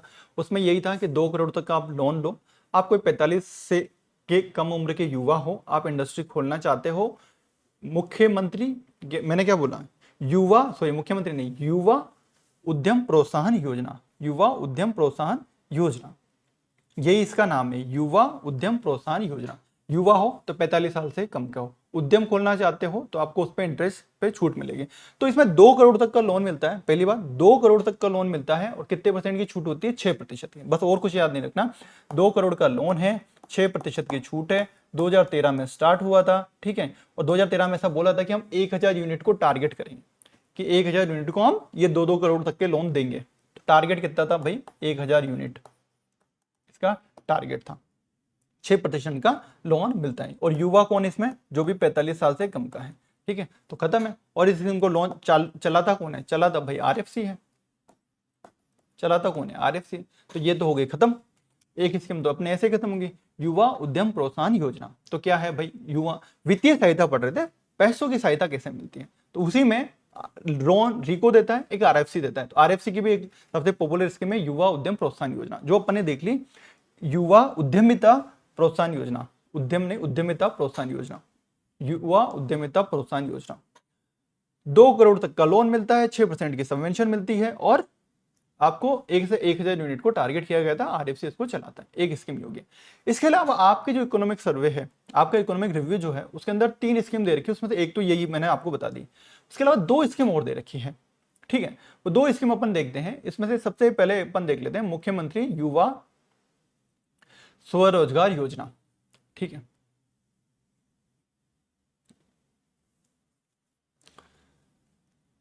अपन पढ़ रहे थे फाइनेंशियल असिस्टेंस। अब देखो, एक तो अपन ये बात कर रहे हैं ये 1 करोड़ का लोन, 2 करोड़ तक का लोन। अब ऐसे लोन बांटेंगे तो अपन 1000 यूनिट को, 2000 यूनिट को, क्योंकि स्टेट के लिए तो बहुत होता है, 2000 यूनिट को अपन ने ऐसे लोन बांटे, 1000 यूनिट को लोन बांटे, 2-2 करोड़ भी बांटे, 20,000 करोड़ होते हैं भाई, ठीक है। मैं चाहता हूं मैं मास लेवल पे उद्यमिता को प्रमोट करूं, मास लेवल पे, है ना, एक बड़े लेवल पे। मुझे तो खूब सारे चाहिए जो अपना वो जॉब सीकर की बजाय जॉब गिवर बने। एक और चीज मैं आपको बता देता हूं, जब भी आप मेंस आंसर राइटिंग करो, इंट्रोडक्शन की कई बार दिक्कत आती है कि इंट्रोडक्शन अपन कैसे करें, है ना। तो एक बार जनरल आप इंट्रोडक्शन कर सकते हो कि पुरानी अप्रोच से नई अप्रोच में कैसे जा रहे, वो उसको दूर करने के लिए ये चीज लाई गई है। जैसे फॉर एग्जाम्पल मान लो राजस्थान युवा स्वरोजगार योजना है, ठीक है। अब मुझे इसका इंट्रोडक्शन लिखना है, इंट्रोडक्शन तो मैं जनरली लिख सकता हूँ, मान लो ये स्कीम 10 मार्कर में आ गई, मुझे 1.5 पन्ना भरना है, तो भाई अपन क्या लिख सकते हैं कि राजस्थान सरकार ने ना ये जॉब सीकर से बदलते हुए जॉब क्रिएटर या जॉब गिवर अप्रोच को अपनाते हुए ये स्कीम लॉन्च करी। मतलब पुरानी छोड़ते हुए नई। जैसे महिलाओं के लिए बात करेंगे तो महिलाओं के लिए भी अपन क्या है, पहले उनके लिए अपन वेलफेयर दे कि सब चीजें फ्री फ्री फ्री, वो चीजें दो। आजकल अप्रोच क्या है, उनको एम्प्लॉयमेंट दो, रोजगार दो, ठीक है। तो अपन सेल्फ हेल्प ग्रुप, तो पुराने अप्रोच को छोड़ते हुए नई अप्रोच अपन करने लगे। तो ऐसे इससे भी आप इंट्रोडक्शन कर सकते हो कि ये पुरानी अप्रोचेस को छोड़ते हुए नई अप्रोच पे अपन ऐसे चाह रहे हैं, उसके लिए ये स्कीम लाई गई है, ऐसे अपन कर सकते हैं। तो जैसे यहाँ पे मुझे मास लेवल पे करना है, तो कोई भी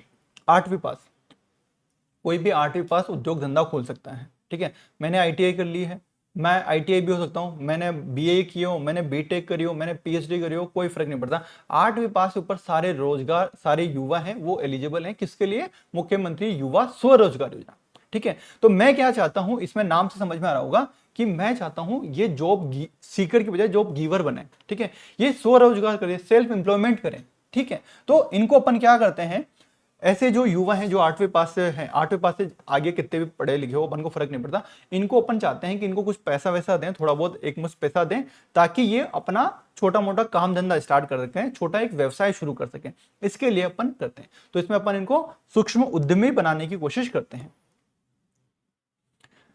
माइक्रो एंटरप्रेन्योर इनको बनाने की कोशिश करते हैं। अब ये स्कीम इकोनॉमिक रिव्यू में 15 जनवरी दे रखी है, पर इसको जो घोषणा की गई थी वो की गई थी अपनी जो नेशनल यूथ दिवस होता है, यूथ डे होता है ना, राष्ट्रीय युवा दिवस, स्वामी विवेकानंद जयंती 12 जनवरी, उसको लॉन्च किया गया था युवाओं के लिए। तो इस स्कीम में क्या है कि भाई जो युवा है उनको अपन थोड़ा फाइनेंशियल इंसेंटिव देते हुए, थोड़ा पैसों की सहायता देते हुए उन्हें उद्यमी बनाना चाहते हैं, ताकि वो स्वरोजगार करके आगे आगे बढ़ सकें, ठीक है। अब इस स्कीम में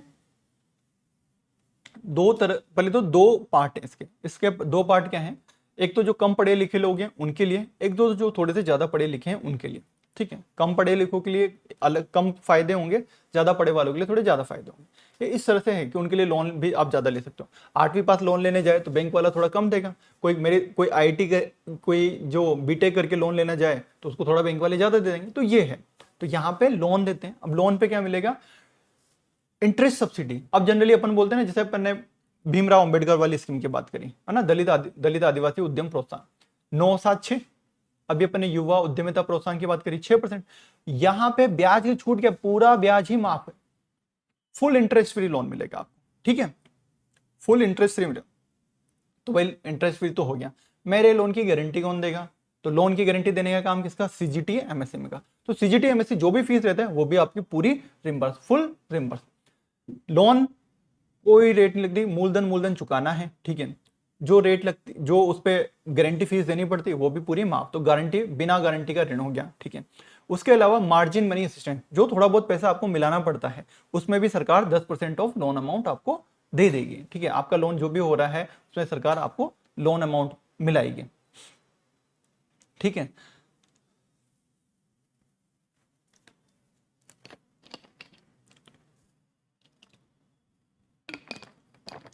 ऋण राशि का, प्रोजेक्ट कॉस्ट का नहीं, ऋण राशि का, ठीक है। मतलब जो भी आप लोन लेना चाहते हो, रीपेमेंट के लिए आपको 5 साल मिलेंगे, ठीक है।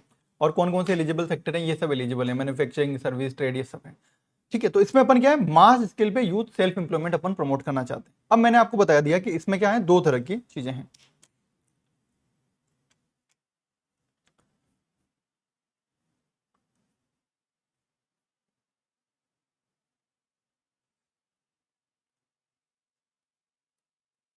इसमें खाली स्पेस, हाँ ये रहा खाली स्पेस, ठीक है। इसमें 2 तरह के ग्रुप हैं। पहले तो देखो, एक ग्रुप है जो 8वीं 12वीं पास है, 8वीं से लेके 12वीं पास है। दूसरा ग्रुप है जो ग्रेजुएट है, आईटीआई कर रखी है या हायर एजुकेशन कर रखी है। 2 ग्रुप है, ठीक है। इनके लिए तो पहले तो 2 ग्रुप हो गए अपने, ठीक है। पहले तो स्कीम के बेनिफिट क्या है, ठीक है। तो 2 ग्रुप है, एक तो 8वीं से 12वीं पास वाला ग्रुप है, एक क्या है जो ग्रेजुएशन कर रखी है, आईटीआई कर रखी है, ठीक है, और जो हायर एजुकेशन है वो वाले ग्रुप हो गया।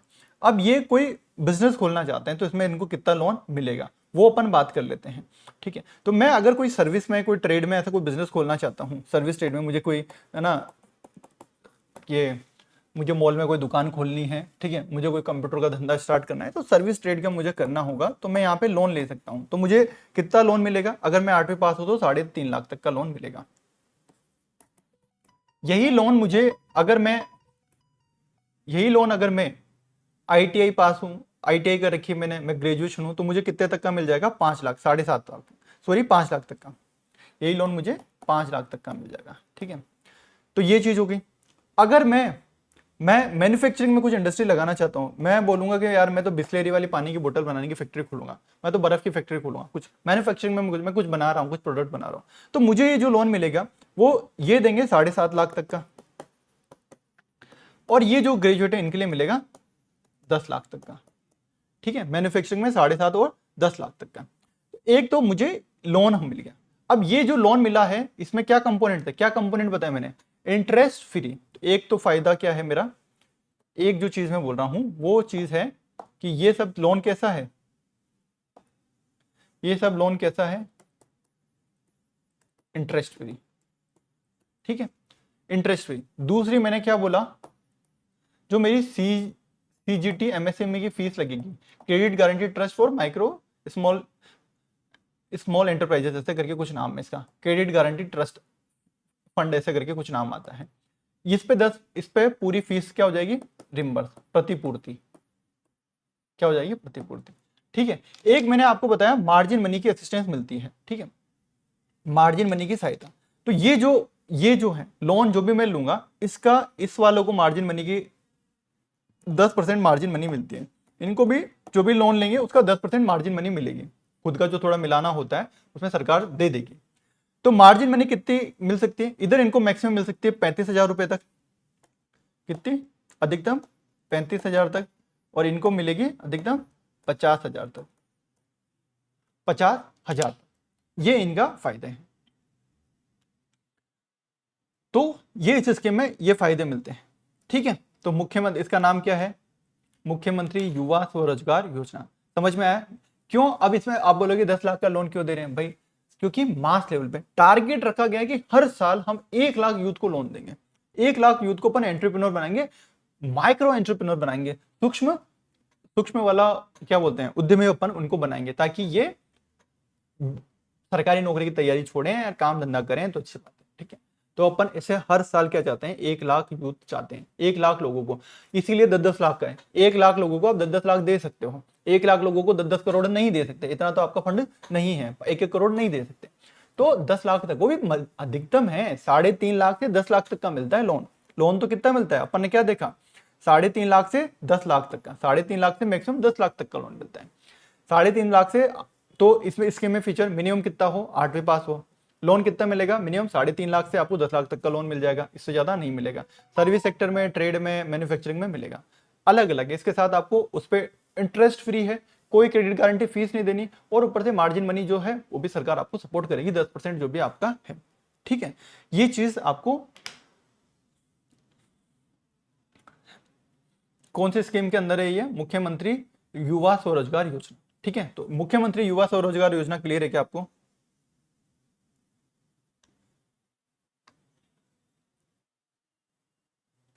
एक बार लोन कंप्लीट होने पर रिन्यू हो सकता है क्या, नहीं भाई, ये जनरली होता नहीं होगा। ठीक है, उसके रेट थोड़ी अलग रहती होगी, एक ही बार बेनिफिट ले सकते हैं, बार बार अपन बेनिफिट नहीं ले सकते हैं। ठीक है, अब ज़्यादा डिटेल में होगी तो फिर इसको अपन बहुत डिटेल में इस पॉलिसी की जो भी 2-4 पन्नों की होगी वेबसाइट से डाउनलोड करके पढ़ सकते हैं कि क्या चीज़ है क्या नहीं है। बट जहाँ तक मेरा मानना है एलिजिबिलिटी दोबारा नहीं हो सकती, वरना ऐसे तो फिर वापस बार बार अपन लोन लेते रहेंगे। ठीक है, तो बताओ भाई, डाउट क्लियर है, कोई डाउट है इस स्कीम में।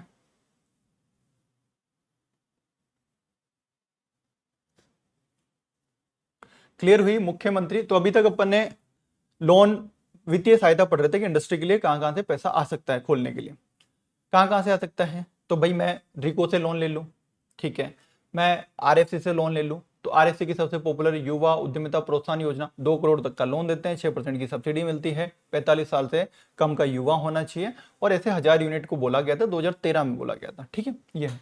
दूसरी जो स्कीम है अपने मुख्यमंत्री युवा स्वरोजगार योजना, जिसमें अपन युवाओं को स्वरोजगार, सेल्फ एम्प्लॉयमेंट प्रमोट करना चाहते हैं। 1 लाख युवाओं को हर साल अपन एम्प्लॉयमेंट देना चाहते हैं। कैसे देंगे, 3.5 लाख से 10 लाख तक का उनको लोन देंगे, इंटरेस्ट फ्री है, कोई क्रेडिट गारंटी फीस नहीं लगती, मार्जिन मनी जो तुम्हें मिलानी होती है वो भी सरकार 10% तुमको मिला के देगी लोन के अमाउंट का। ठीक है, कोई टेंशन वाली बात नहीं है। ठीक है, ये हो गई हमारी मुख्यमंत्री स्वरोजगार योजना। अब एक और जो स्कीम बची है जो आपके इकोनॉमिक रिव्यू में है, उसका नाम है विश्वकर्मा युवा उद्यमी प्रोत्साहन योजना। एक तो अपन ने पीएम विश्वकर्मा योजना देखी, इसका नाम क्या है, विश्वकर्मा, नाम से समझ में आ रहा होगा, विश्वकर्मा, विश्वकर्मा युवा उद्यमी प्रोत्साहन योजना। ठीक है, तो इसमें क्या करते हैं, आप कोई ले दे के पॉलिसी सारी सेम ही मिलेगी आपको, ज्यादा कुछ फर्क नहीं मिलेगा।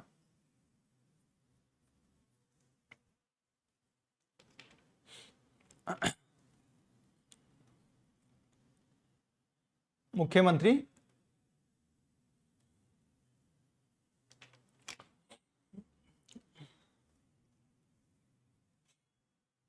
अभी तक क्लियर है आपको, ये बताओ अभी तक क्लियर है? ठीक है।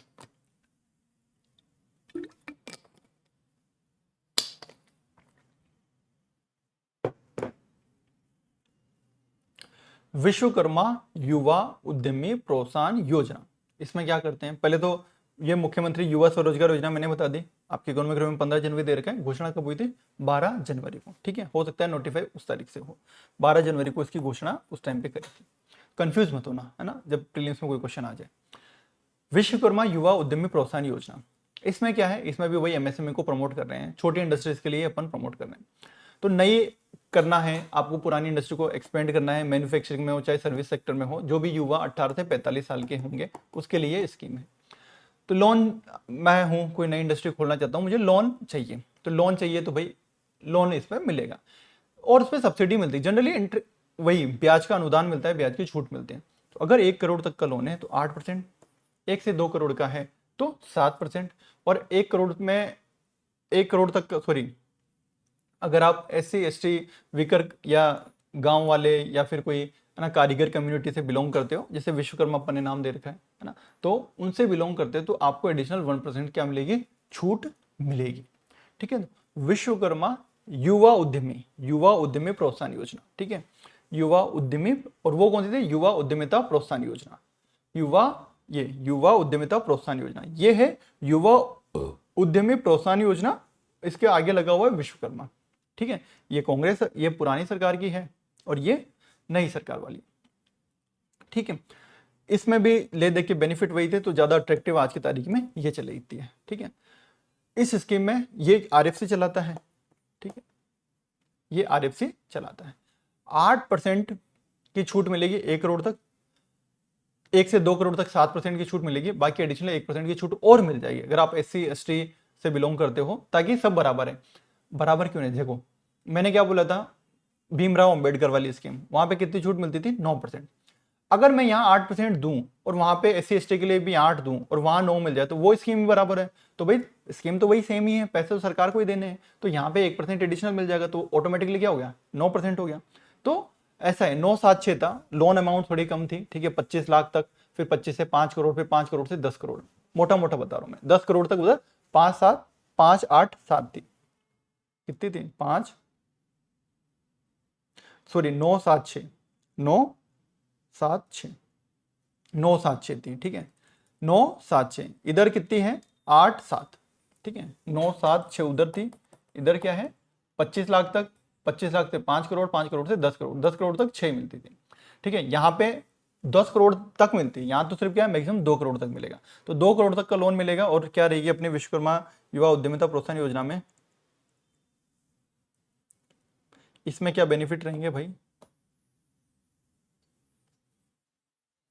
मुख्यमंत्री नहीं, विश्वकर्मा युवा उद्यमी प्रोत्साहन योजना, बार बार मेरे को विश्वकर्मा याद आ रहा है, मुख्यमंत्री याद आ रहा है। विश्वकर्मा युवा उद्यमी प्रोत्साहन, पहले तो कब लागू हुई थी? 3 सितंबर 2025। ठीक है, तो इसमें वही ब्याज की छूट मिलती है। तो ठीक है, अगर मैं कोई नया धंधा खोल रहा हूँ या विस्तार कर रहा हूँ, एक्सपेंड कर रहा हूँ, तो मुझे ब्याज की छूट मिलेगी। तो मुझे 1 करोड़ तक के लोन पे 8%, 1 से 2 करोड़ तक के लोन पे 7%, और एडिशनल मुझे कितने मिल जाएगी? 1% मिल जाएगी। तो 1 से 2 करोड़ तक का मैं ले रहा हूँ, तो मुझे एडिशनल ये जो है, ये जो भी शिल्पकार हो गए, कारीगर कम्युनिटी हो गई, महिला होगी, SC ST women, SC ST artisan, ठीक है, ये जो सब है इन पे 1% एडिशनल मुझे मिल जाएगा। ठीक है, और मार्जिन मनी भी साथ में मुझे मिलेगी। तो मार्जिन मनी का भी मुझे मिलता है, मार्जिन मनी का सपोर्ट। जैसे भीमराव अंबेडकर वाले में कितना होता था? 25% और 25% और 25 लाख, 25% ऑफ प्रोजेक्ट कोर्स और 25 लाख तक। यहाँ पे भी मार्जिन मनी कितनी होती है? यहाँ पे भी मार्जिन मनी 25% होती है, और मैक्सिमम 25 लाख नहीं, क्योंकि वो 10 करोड़ तक के लोन मिलते थे, तब 25 लाख हो सकती थी। यहाँ पे मार्जिन मनी आपको मिलती है, यहाँ पे अगर मैं मार्जिन मनी की बात करूं तो मार्जिन मनी आपको मिलेगी 25% ऑफ प्रोजेक्ट कॉस्ट या मैक्सिमम 5 लाख। ठीक है, ये मार्जिन मनी है। ठीक है, ये चीज मिलती है। तो ये स्कीम हो गई हमारी विश्वकर्मा युवा उद्यमिता प्रोत्साहन योजना। युवा उद्यमिता प्रोत्साहन योजना, विश्वकर्मा युवा उद्यमी प्रोत्साहन योजना, एक मुख्यमंत्री युवा स्वरोजगार योजना।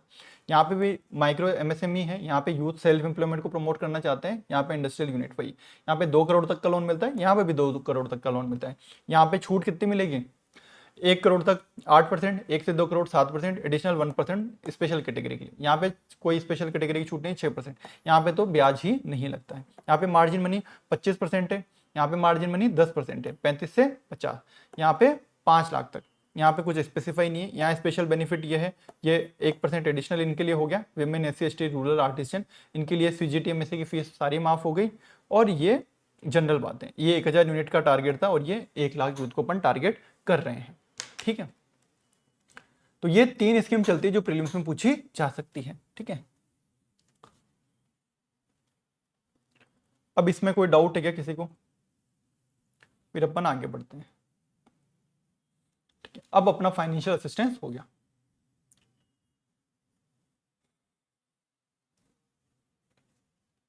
अपना क्या हो गया? फाइनेंशियल असिस्टेंस हो गया। क्लियर है यहां तक?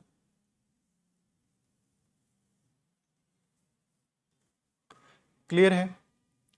ठीक है, तो वापस से वित्तीय सहायता किस किस तरह से मिलती है, फाइनेंशियल असिस्टेंस अपन को किस किस तरह से मिलती है? तो भाई किस तरह से मिलती है? एक तो अपन को रिको से लोन मिलेगा। ठीक है, एक अपन को आरएफसी से लोन मिल जाएगा। आरएफसी की सबसे पॉपुलर स्कीम युवा उद्यमिता प्रोत्साहन योजना। ठीक है, इसी से मिलती जुलती सरकार ने नई स्कीम लेके आए, विश्वकर्मा युवा उद्यमी प्रोत्साहन योजना। ठीक है, इसमें 6% मिलती थी। इसमें क्या है, 1 करोड़ तक 8%, 1 से 2 करोड़ 7%, 1% एडिशनल मिलता है। ठीक है, 25% मार्जिन मनी मिलती है जो 5 लाख तक अधिकतम होती है।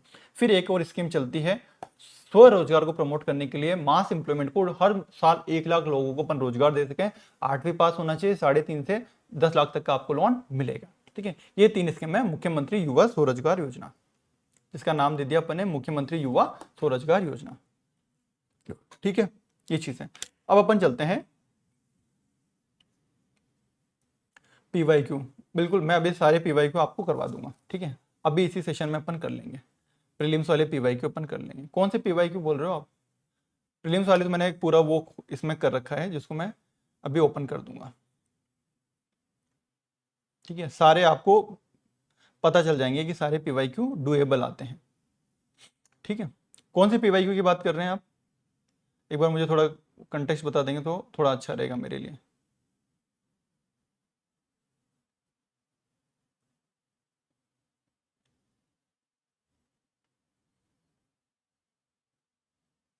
बढ़े आगे, कोई डाउट है किसी को?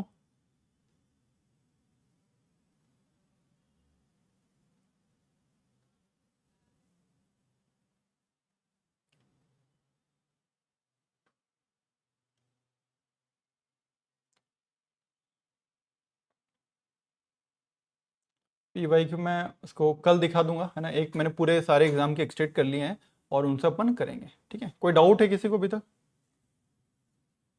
ठीक है, previous and new test format में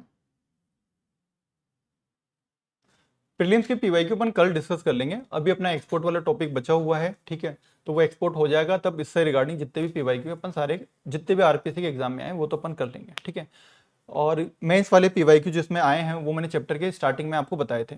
ठीक है, वो भी अपन देख लेंगे। इससे जो क्वेश्चन आए हुए हैं वो क्वेश्चन मेंस की अगर मैं बात करूं तो इससे क्वेश्चन आए हैं कि एक तो वो 4 कुछ इससे आए हैं क्वेश्चन। हाँ, जैसे 2024 में क्वेश्चन आया था, मैं चलो मेंस के क्वेश्चन बता ही देता हूँ आपको क्या क्या पूछे गए हैं। मेंस के पीवाईक्यू अपन बात कर लेते हैं। आपने बोल ही दिया तो बता ही देता हूँ मैं। 2024 में एक क्वेश्चन आया था, ठीक है, कि जो एमएसएमई को एक्नॉलेजमेंट सर्टिफिकेट मिलता है, एक्नॉलेजमेंट सर्टिफिकेट मिलता है, इसका क्या इंपॉर्टेंस है। ठीक है, 2 नंबर में था। ठीक है, एमएसएमई एक्ट के अंदर, एमएसएमई एक्ट 2019 के अंदर जो सर्टिफिकेट मिलता है एक्नॉलेजमेंट सर्टिफिकेट, उसका क्या, उसकी क्या इंपॉर्टेंस है भाई, बताओ क्या इंपॉर्टेंस होती है। ठीक है, दूसरा क्वेश्चन आया था राजस्थान रिफाइनरी प्रोजेक्ट, जो अपन ने पढ़ा नहीं है अभी। ठीक है, इस पर टिप्पणी करो। तीसरा क्वेश्चन आया था ब्यूरो ऑफ इन्वेस्टमेंट प्रमोशन क्या है। ठीक है, इसके अब कार्य बताओ, तो ये भी अपन ने अभी पढ़ा नहीं है तो बता दूंगा मैं। ठीक है, तो ये इससे क्वेश्चन आए थे। एक आया था कि मैन्युफैक्चरिंग सेक्टर को प्रमोट करने के लिए राजस्थान में कौन कौन सी जो भी स्ट्रेटेजी रही है उसको क्रिटिकली एग्जामाइन करो। ठीक है, तो वो भी अपन धीरे धीरे पूरा, जब पूरा चैप्टर पढ़ लोगे तब क्लियर हो जाएगा। ठीक है, पीस के सारे पीवाईक्यू प्रीलिम्स वाले मैं कल करवा दूंगा।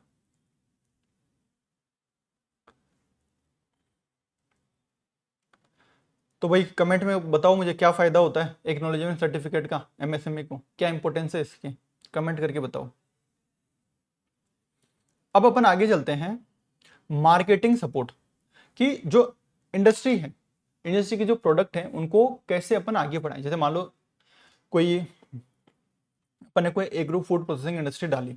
ठीक है, अब उसमें अपन जैसे कि मान लो गोवा का जूस बना रहे हैं। ठीक है, अमरूद का कोई जूस बना के अपन उसको बेच रहे हैं पैक करके। अब मार्केट में ऑलरेडी बड़े बड़े हैं प्रोडक्ट, रियल का जूस भी आता है और के भी जूस आते हैं, मेरे प्रोडक्ट को कैसे पता चलेगा, क्या क्या सपोर्ट मिलते होंगे मार्केटिंग के, या मैं कोई हैंडीक्राफ्ट बना रहा हूँ उसको बेचने कहाँ पे जाऊँ, वो सब चीजें हैं। तो मार्केटिंग सपोर्ट कौन कौन सा मिलता है। तो एक तो ये जो जनरल मार्केटिंग सपोर्ट है जो मैं आपको बता देता हूँ कि जनरल क्या क्या है। जनरली सारी पॉलिसीज आप देखोगे उन सब में कहीं ना कहीं पे मार्केटिंग सपोर्ट आपको देखने को मिलेगा। जैसे आगे अपन पढ़ेंगे, सॉरी, आई स्टार्ट राजस्थान अपन पढ़ेंगे, स्टार्टअप को प्रमोट करने के लिए स्कीम है। तो इसमें जो नए एंटरप्रेन्योर हैं उनके प्रोडक्ट को मार्केटिंग के लिए 10 लाख तक की सहायता मिलती है। ये जनरल है जो इकोनॉमिक रिव्यू में आपके डायरेक्टली नहीं दे सका, पर ले देके सारी स्कीम में ये मार्केटिंग सपोर्ट मिलता है। अपन एक्सपोर्ट प्रमोशन की बात करेंगे, वहां पे भी एक्सपोर्ट प्रमोशन की बात करेंगे ना, तो वहां पे अपन बात करेंगे कि मान लो जैसे मेरा प्रोडक्ट मैं एक्सपोर्ट करना है, मुझे मतलब मार्केट करनी है, अमेरिका में दिखाना है, तो वहाँ के जो मेले होते हैं, इंटरनेशनल ट्रेड फेयर होते हैं, वहाँ पे मैं जाऊँगा, अपना प्रोडक्ट दिखाऊंगा। तो ये जो मेलो वेलो में जो खर्चा आएगा उसकी मुझे क्या हो जाएगी, वापसी हो जाएगी। ठीक है, घूमने का घूमना हो गया, अमेरिका का अमेरिका देखना हो गया, मेलो में प्रोडक्ट भी दिखा के आ गया। ठीक है, ये हो गया। ऐसे ही ट्रेड प्रमोशन, एक मार्केटिंग में क्या क्या आता है, देखो मार्केटिंग किसकी, एक तो अपना खुद का लोकल मार्केट, भाई मार्केटिंग में लोकल मार्केट हो गया। ठीक है, एक डिजिटल मार्केट, ई कॉमर्स हो गया, फ्लिपकार्ट अमेजोन पे प्रोडक्ट रखना है। एक मेरा इंटरनेशनल मार्केट हो गया जिसके लिए मुझे एक्सपोर्ट करना पड़ेगा, वो चीज हो गया। ठीक है, तो इन सब के लिए मिलता है। या मेरा कोई स्टार्टअप है तो उसके लिए ये हो गया। तो एक्सपोर्ट के लिए तो सेपरेट पॉलिसी है, उसमें मिलता है ना। तो आगे पढ़ेंगे एक्सपोर्ट प्रमोशन पॉलिसी, जिसमें आप पढ़ोगे कि 75% आपको फ्रेट सब्सिडी भी मिलती है। जो भाड़ा लगेगा वो फ्रेट का सामान भेजने का, वो भी किराया भी कम हो जाएगा सामान भेजने का, तो प्रोडक्ट सस्ता दिखेगा। भाई कोई टॉपी अगर जयपुर, वहां पे लंदन में बांग्लादेश से 100 रुपए में पहुंची, अपने 120 रुपए में पहुंची, पर अपना 30 रुपए लग गया किराया, और मान ले बोल दिया सरकार ने बोल दिया कि 30 रुपए माफ, तो भाई 90 रुपए की पड़ी टोपी, तो सस्ती पड़ जाएगी। तो फ्रेट सब्सिडी, तो मार्केटिंग ही हुई ना, तो फ्रेट सब्सिडी मिलेगी, मेलों में घूमने के पैसे मिलेंगे। ये ट्रेड प्रमोशन पॉलिसी में अपन ने देखा था, ई कॉमर्स पे 75% सहायता मिलती है। एमएसएमई रिप्स में सब में ब्रांडिंग पैकेजिंग के लिए सपोर्ट मिलता है। एक आगे अपन वन डिस्ट्रिक्ट वन प्रोडक्ट देखेंगे, इसमें भी मार्केटिंग के लिए सपोर्ट मिलता है। ठीक है, कौन कौन सी इंडस्ट्रीज, कौन कौन सी जो बॉडी है, इंस्टीट्यूशन है, संस्थाएं हैं, काम करती है। सब अपने एग्रीकल्चर में पढ़ा होगा, रूडा, याद आ रहा हो तो, है ना। 3 सब सेक्टर होते थे, कमेंट करके बताओ रूडा कौन से 3 सब सेक्टर को करता था नॉन फार्म सेक्टर के लिए, कमेंट करके बताने हैं। उसके लिए एक जो अपन आगे पढ़ेंगे राज सिको, ये सबसे इंपॉर्टेंट है। तो जो जितने भी लघु उद्योग है राजस्थान में, इनके प्रोडक्ट को मार्केटिंग करने के लिए जो सबसे इंपॉर्टेंट रोल प्ले करती है वो राज सिको है, जो अपन आगे पढ़ेंगे। और एक्सपोर्ट प्रमोशन काउंसिल है, जो अपन एक्सपोर्ट प्रमोशन में पढ़ेंगे। तो ये बॉडीज हैं, ये जो काम करती है, और ये स्कीम जनरली मार्केटिंग के लिए चलती है। जनरल बात होती है। एक Rajasthan chamber of commerce and industry भी है, जैसे जैसे इंडिया का है वैसे राजस्थान का भी है, ये भी सपोर्ट करता है। अब आपके जो इकोनॉमिक रिव्यू है उसमें क्या दे रखा है, ये हालिया सब चीजें क्या क्या हुई है। तो मैंने क्या बताया, मार्केटिंग के लिए लोकल मेले हो गए, इंटरनेशनल मेले हो गए, किराए भाड़े में छूट हो गई। ठीक है, ये सब चीजें होती हैं। तो अभी जो अपने जितने भी, हाँ, ये हैंडीक्राफ्ट होते हैं, जो भी हैंडीक्राफ्ट प्रोडक्ट है एमएसएमई इंडस्ट्री के। तो एक बॉडी मैंने बताया राजसिको, जो भी लघु उद्योग के मार्केटिंग का काम करती है। तो राजसिको क्या करेगी, हैंडीक्राफ्ट को क्या करेगी, आपसे खरीद लेगी। और एक इनके आउटलेट चलते हैं राजस्थली नाम से, आपने जयपुर में भी देखा होगा राजस्थली आउटलेट, वहां पे सारे हैंडीक्राफ्ट बेचेगी। तो ये कहाँ कहाँ पे राजस्थली आउटलेट, जयपुर, उदयपुर, दिल्ली, कोलकाता, बड़ी बड़ी जगह पे जहाँ पे टूरिस्ट ज्यादा आते हैं वहां पे अपना हैंडीक्राफ्ट बेचा जाएगा। तो टूरिस्ट कहाँ पे, उदयपुर में, जयपुर में, दिल्ली में, कोलकाता में, यहाँ पे राजस्थली आउटलेट अपन ने खोल रखे हैं, वहां पे अपन राजसिको हैंडीक्राफ्ट के प्रोडक्ट बेचता है। ठीक है, उसके अलावा ये राजसिको और क्या करता है, ठीक है, गवर्नमेंट डिपार्टमेंट होते हैं, उनको कई सारी चीजों की नीड होती है, जैसे हो सकता है पॉलीथीन के बैग चाहिए, स्टील का कोई रेक वेक बनानी है, कोई फर्नीचर, कोई कुछ सरकार को भी चाहिए होती है ऑफिस के लिए। तो फिर ये लघु उद्योग से खरीदते हैं। ठीक है, तो इनको जो इंडस्ट्रियल प्रोडक्ट हैं, जो भी सरकार है उनको इंडस्ट्रियल प्रोडक्ट कौन सप्लाई करता है, राजसिको करता है। ठीक है, तो ये भी इनसे लेगा और गवर्नमेंट को दे देगा। तो मार्केटिंग होगी, एक बिछा बिछाया मार्केट मिल गया, सरकारी मार्केट, जहां पे पैसे आने ही है। ठीक है, अटकने का भी सिस्टम नहीं है। और क्या हो रहा है आजकल, तो राजसिको राजस्थली के माध्यम से आउटलेट से हैंडीक्राफ्ट देता है। ट्रेड फेयर में पार्टिसिपेशन, तो अभी जैसे कि मान लो राजस्थान है, उसने इंटरनेशनल ट्रेड फेयर हुआ 44वां प्रगति मैदान दिल्ली में 14 से 27 नवंबर।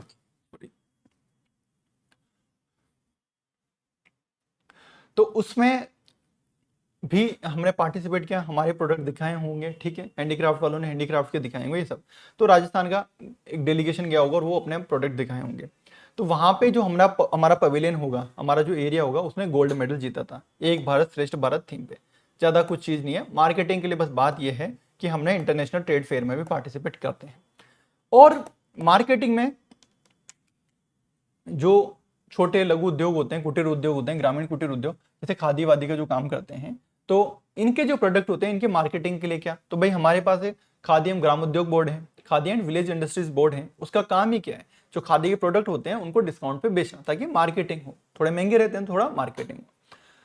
अब ये कब से बेचेंगे, तो भाई गांधी जी की मुझे जयंती बताओ और गांधी जी की पुण्यतिथि बताओ। 2 अक्टूबर से ये 30 जनवरी तक डिस्काउंट चलाते हैं 50% के आसपास, और उसमें प्रोडक्ट को बेचते हैं। ठीक है, ये चीज है। तो अभी रिसेंटली अगर मैं बात करूं मार्केटिंग के लिए क्या क्या चीजें हुई है, तो सबसे इंपॉर्टेंट अपन को क्या देखेंगे, कौन सी सबसे इंपॉर्टेंट बॉडी जो मार्केटिंग में काम आती है हमारी छोटी इंडस्ट्रीज के लिए, राजसिको। ठीक है, उसका नाम एक RSIC भी है, राजस्थान स्मॉल इंडस्ट्रीज कॉर्पोरेशन, ये वही है।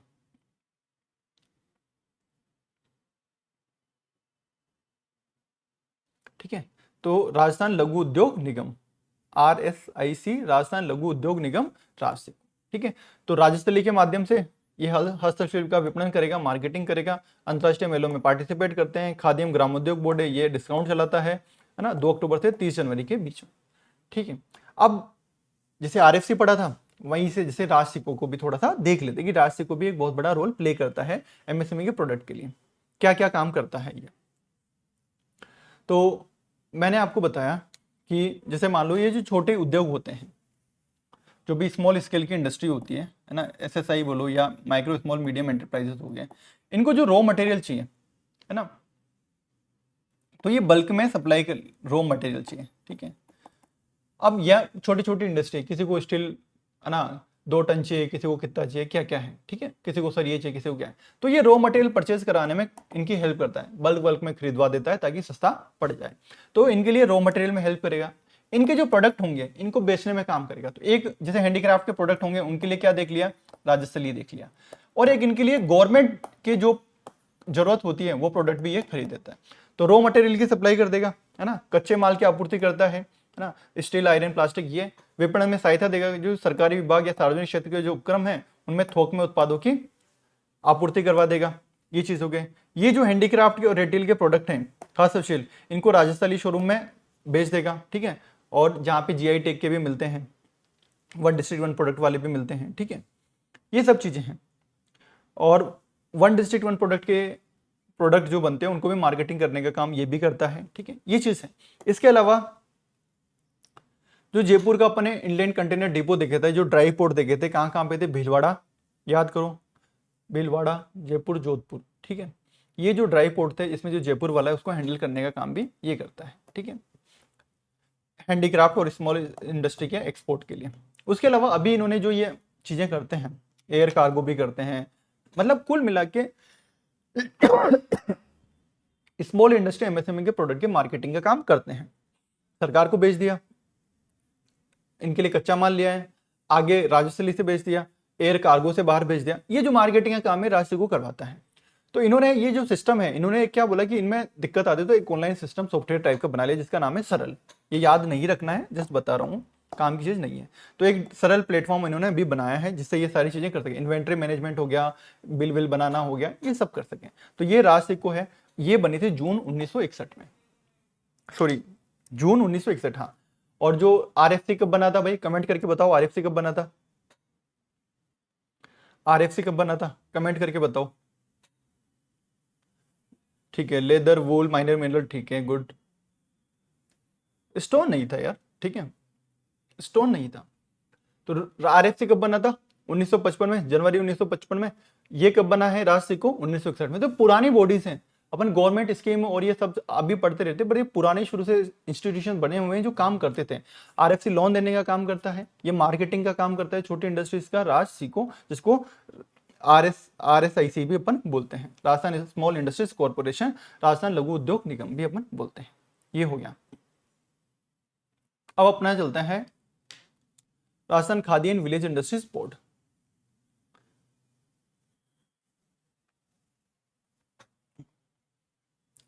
यहां तक क्लियर है? किसी को कोई डाउट है क्या? एक बार बता दो किसी को कोई डाउट, फिर अपन आगे बढ़ते हैं।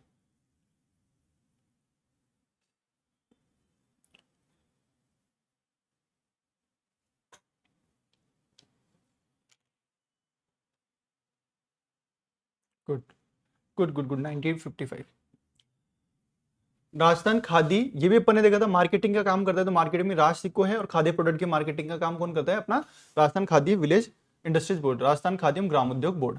ठीक है, ये भी जुलाई 1955 में बना था। 1955 गांधी जी वाला जमाना ही है, अभी पास हुए 1948 में। ठीक है, तो उस टाइम पे छोटी इंडस्ट्रीज को प्रमोट किया जा रहा था ग्रामीण बेस पे, तो इसके लिए khadi and village industries board बनाया गया था उस टाइम पे।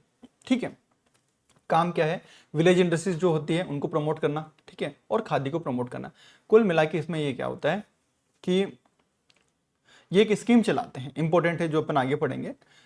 मतलब खादी को प्रमोट करते हैं और विलेज इंडस्ट्रीज को प्रमोट करते हैं। विलेज इंडस्ट्री में क्या होगा, वही लोन मिलेगा, ठीक है, 5-10% आप मिलाओ, 90-95% आपको लोन करवा देंगे, लोन पे आपको सब्सिडी दिलवा देंगे। यही स्कीम है, उसका नाम है प्रधानमंत्री employment guarantee employment generation programme, प्रधानमंत्री एम्प्लॉयमेंट जनरेशन प्रोग्राम, जो अपन आगे पढ़ेंगे। क्रेडिट लिंक्ड सब्सिडी, ये सबसे इंपॉर्टेंट स्कीम ये चलाते हैं। ठीक है, बाकी तो कुछ काम की चीज नहीं है। प्रीलिम्स में कभी क्वेश्चन आ जाए, कब बना था, जुलाई 1, 1955, बाकी कुछ नहीं। खादी और विलेज इंडस्ट्री को प्रमोट करता है, bee keeping, handicraft, food processing, ठीक है, खादी जो भी कॉटन का, वूल का, ये सब बोल बच्चन वाली चीजें। प्रीलिम्स मेंस में कभी नहीं आएगा, इसके कार्य बताओ। ठीक है, पहले सिलेबस में था, अब हटा दिया गया है। आपको याद रखना है जुलाई 1, 1955, ये चीजें। अब क्या क्या पढ़ लिया अपन ने, मार्केटिंग असिस्टेंस पढ़ ली, ठीक है। सबसे इंपॉर्टेंट राष्ट्र को है, राजस्थली आउटलेट से प्रोडक्ट देता है, एयर कार्गो से भी करता है, ठीक है। एक खादी विलेज इंडस्ट्रीज बोर्ड था, वो भी अपन ने देख लिया। अब अपन चलते हैं कि ईज ऑफ डूइंग बिजनेस के लिए राजस्थान में क्या हो रहा है।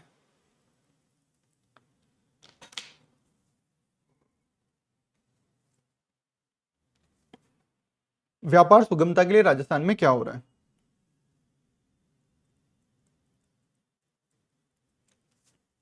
पहले तो ये जो अपन बोलते हैं व्यापार सुगमता, ये टर्म कहां से आई है, व्यापार सुगमता के लिए टर्म कहां से आई है कि व्यापार सुगमता होती क्या है। तो भाई वर्ल्ड बैंक नाम की कोई एक संस्था है, ठीक है, आप सबने सुनी भी होगी। ये वर्ल्ड बैंक पहले एक रिपोर्ट निकाल देती, ease of doing business report, ठीक है। उसमें वो 10 पैरामीटर लेते थे और उसके बेसिस पे कंट्री की रैंकिंग करते थे, कहाँ पे बिजनेस करना आसान है, कि वहां पे टैक्सेशन कैसे हैं, बिजनेस खोलने में कितने दिन लग रहे हैं, बिजनेस नहीं चला बंद होने में कितने दिन लग रहे हैं, ऐसे 10 पैरामीटर होते थे।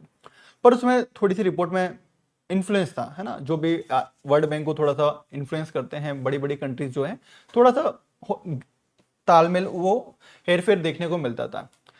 हमारी रैंक हमने जरूर कॉन्स्टेंटली इंप्रूव करी थी, और सबसे लेटेस्ट जब ये रिपोर्ट आई थी 2020 में, हमारी रैंकिंग 63 रही थी, 63 हमारी रैंकिंग थी ईज ऑफ डूइंग बिजनेस, बस ease of doing business World Bank की।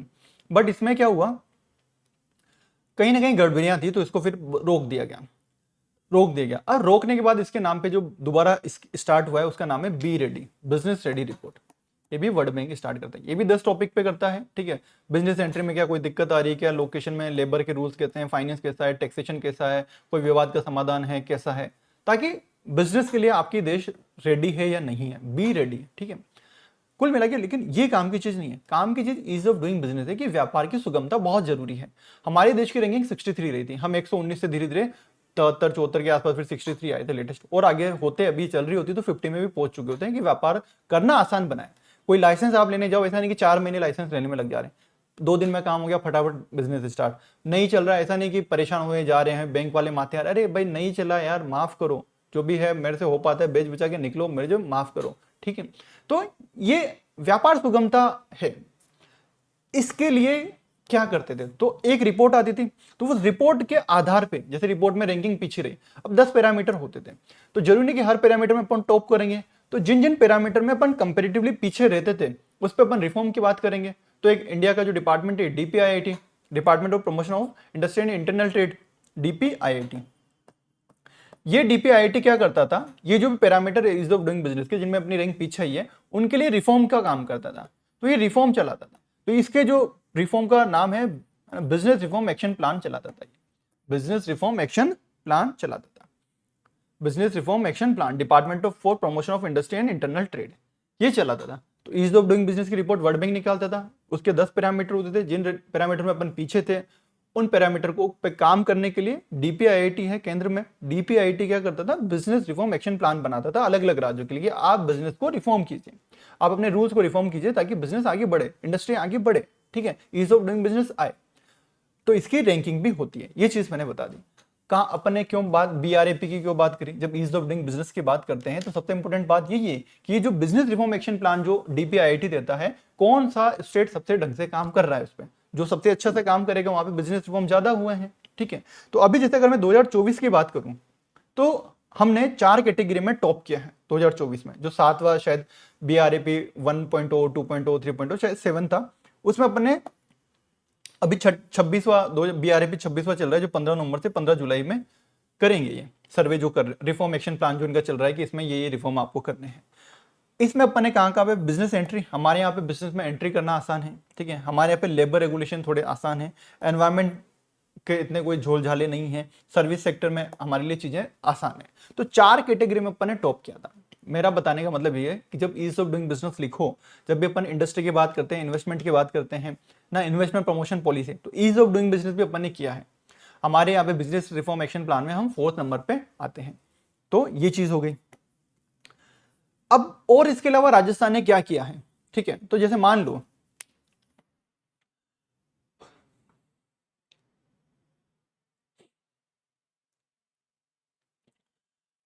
मेरे पास पैसा है 15 करोड़ रुपए, ठीक है, और किसी और के पास मान लो 5 करोड़ रुपए है, ठीक है, 5 करोड़ है, 15 करोड़ है, मैं इंडस्ट्री खोलना चाहता हूं, कोई इंडस्ट्री खोलना चाहता हूं, ठीक है, इन्वेस्ट करना चाहता हूं, ठीक है, तो भाई मुझे कई सारे सर्टिफिकेट वही लेने पड़ेंगे, है ना, अप्रूवल लेने पड़ेंगे, सब लेने पड़ेंगे, ठीक है। अब मैं अलग अलग डिपार्टमेंट के चक्कर काटूं, पॉल्यूशन कंट्रोल बोर्ड में जाऊं, ठीक है, पर्यावरण विभाग में जाऊं, ठीक है, रेवेन्यू विभाग में जाऊं, ठीक है, खूब सारे जो भी जितने लेबर डिपार्टमेंट में जा रहा हूँ, धक्के खा रहा हूँ, ठीक है, वहां पे रिश्वत मांगी जा रही है, ये किया जा रहा है, वो सब, तो मैं परेशान हो जाऊँ। तो हम इस चीज को दूर करने के लिए राजस्थान लेके आया है Rajasthan enterprises single window enabling and clearance act, ठीक है।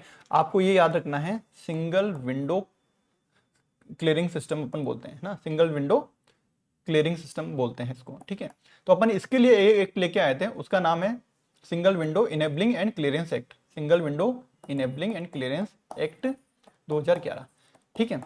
ताकि अपना यही था कि अलग अलग डिपार्टमेंट की जो भी आपको अप्रूवल जो देने होते हैं वो स्पीडी हो और ऑनलाइन हो जाए, सिंगल विंडो रहे, यहाँ पे प्रमोट कर सकें। लेजिस्लेशन के थ्रू अपन ये लेके आए थे कि हम सिंगल विंडो प्लेटफॉर्म बनाना चाहते हैं, तो ये एक्ट लेके आए। इसके बाद अपन ने क्या बनाया, सिंगल विंडो क्लियरेंस सिस्टम बनाया। ये एक्ट लेके आए, इसके बाद अपन ने क्या बनाया, सिंगल विंडो क्लियरेंस सिस्टम बनाया। इसमें क्या किया, पहले तो एक एक्ट लेके आए कि हम राजस्थान में निवेश बढ़ाने के लिए क्या करना चाह रहे हैं, एक single window clearance system act बनाते हैं, ताकि इसके अंतर्गत सिंगल विंडो क्लियरेंस सिस्टम बनाया जाएगा।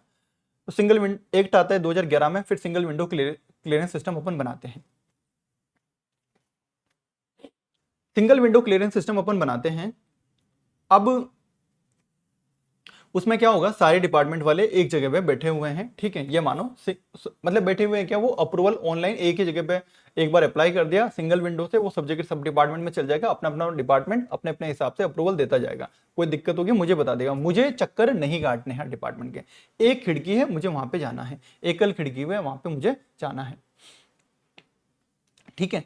तो इसके लिए अपन ने ईज ऑफ डूइंग बिजनेस के लिए अपन ने लेके आए, तो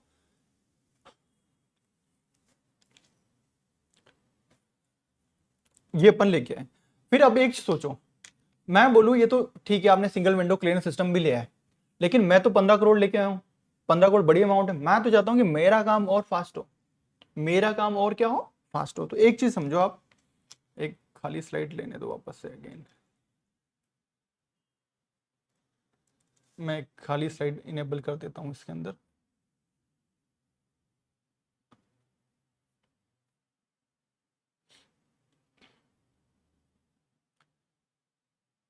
ताकि आपको बेटर समझ में आ जाएगा।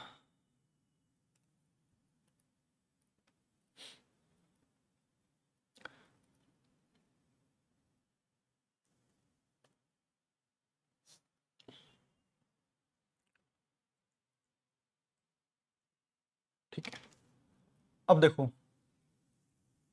मैं कोई बिजनेसमैन हूं, मैं पहले क्या single window enabling clearance act लेके आया, सिंगल विंडो क्लियरेंस सिस्टम के लिए एक्ट लेके आया, ये मानो आप तो 2011 में। इसके बाद में सिंगल विंडो क्लियरेंस सिस्टम आ गया, तो अब सारे एकल खिड़की है ना, एकल खिड़की है, मुझे यहीं पे अप्लाई करना है, ठीक है, यहाँ अप्लाई करूंगा। ये सारे डिपार्टमेंट है, इधर इधर पोल्यूशन डिपार्टमेंट है, ठीक है, राजस्थान पोल्यूशन कंट्रोल बोर्ड है, इधर एनवायरमेंट डिपार्टमेंट है, पर्यावरण विभाग है, इधर कौन सा डिपार्टमेंट है, सारे डिपार्टमेंट के मैंने अलग अलग नहीं करना है, एकल खिड़की से मैंने अप्लाई कर दिया, ये चीज़ है। अभी जनरल प्रोसेस है, 1 करोड़ लेके आओ, 2 करोड़ लेके आओ, 5 करोड़ लेके आओ, ठीक है, लेकिन मैं बोलूं मैं बिलो 10 करोड़ वाला आदमी नहीं हूं, मैं 10 करोड़ से ऊपर इन्वेस्ट वाला आदमी हूं, ठीक है, 10 करोड़ रुपए से इन्वेस्ट करने वाला आदमी हूं, तो भाई मुझे तो कुछ स्पेशल ट्रीटमेंट दो।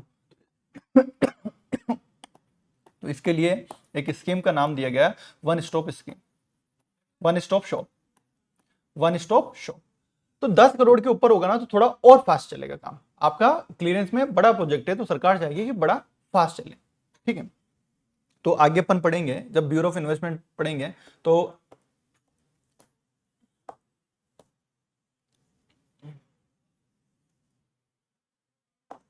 एक होती है state empowered committee, state level की एम्पावर्ड कमेटी, ठीक है। तो मान लो जैसे वापस अगेन समझो, एक इन्वेस्टर है 1, एक इन्वेस्टर 2 है, ठीक है, इसका कोई प्रोजेक्ट का आइडिया है, एक इन्वेस्टर 3 है, इसका भी कोई प्रोजेक्ट का आइडिया है, ये कोई इन्वेस्टर है, इसका भी कोई प्रोजेक्ट का आइडिया, ये हम लेके आए।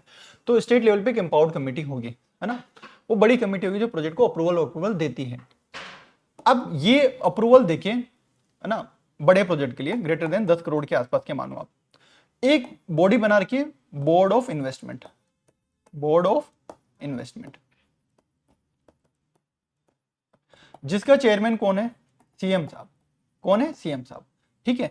ये प्रोजेक्ट को फिर ये मतलब 10 प्रोजेक्ट आए, ठीक है, बड़े बड़े, ठीक है, जिनको इस कमेटी ने इनको रिव्यू किया और आगे किसको भेजा, बोर्ड ऑफ इन्वेस्टमेंट ने, जिसके चेयरमैन सीएम साहब है, और फटाफट साइन करके निकाल दिया, ठीक है। और ये जो एसईसी के लोग और बोर्ड ऑफ इन्वेस्टमेंट है, ये कहां बैठते हैं, ब्यूरो ऑफ इन्वेस्टमेंट प्रमोशन में, ये कहां बैठते हैं, बीआईपी में बैठते हैं, ठीक है। तो अब ये चीज है, यहां पे जो ये जो चीज हो रही है, 10 करोड़ से ऊपर के इन्वेस्टमेंट की जो चीज हो रही है, इसको बोलते हैं अपन वन स्टॉप स्कीम। बड़ा कोई इन्वेस्टमेंट आप करना चाहते हो 10 करोड़ से ऊपर का, तो आप वन स्टॉप स्कीम के अंतर्गत कर सकते हो कि आपका सिंगल विलेज 10 करोड़ से कम का है, तो 10 करोड़ से कम का है आपका, तो आपको वही सिंगल विंडो क्लियरेंस सिस्टम हो गया, नॉर्मल डिपार्टमेंट है, तो अपने टाइम फ्रेम में अप्रूवल दे देंगे आपको कि 5 दिन में, किसी ने 5 दिन में, किसी ने 10 दिन में। मैं बोलूं मेरा तो भाई 10 करोड़ से ऊपर का है, तो मुझे फास्ट ट्रैक करो, वन स्टॉप शॉप के अंदर लेके आओ। तो यहाँ हाई लेवल रिव्यू कमेटी होगी, वो करेगी, फिर वो बोर्ड ऑफ इन्वेस्टमेंट को भेजेगी, चीफ मिनिस्टर साहब होंगे, वो तुरंत अप्रूवल आपको मिल जाएगा। ये सब चीजें आजकल राज निवेश पोर्टल पे है ना, राज निवेश पोर्टल पे अप्लाई करोगे ऑटोमेटिकली 10 करोड़ से कम होगा सिंगल विंडो क्लियरेंस सिस्टम पे चला जाएगा, 10 करोड़ से ज्यादा होगा automatically one stop shop scheme के अंतर्गत आपका प्रोजेक्ट चला जाएगा और जल्दी जल्दी अप्रूवल पे आ जाएगा।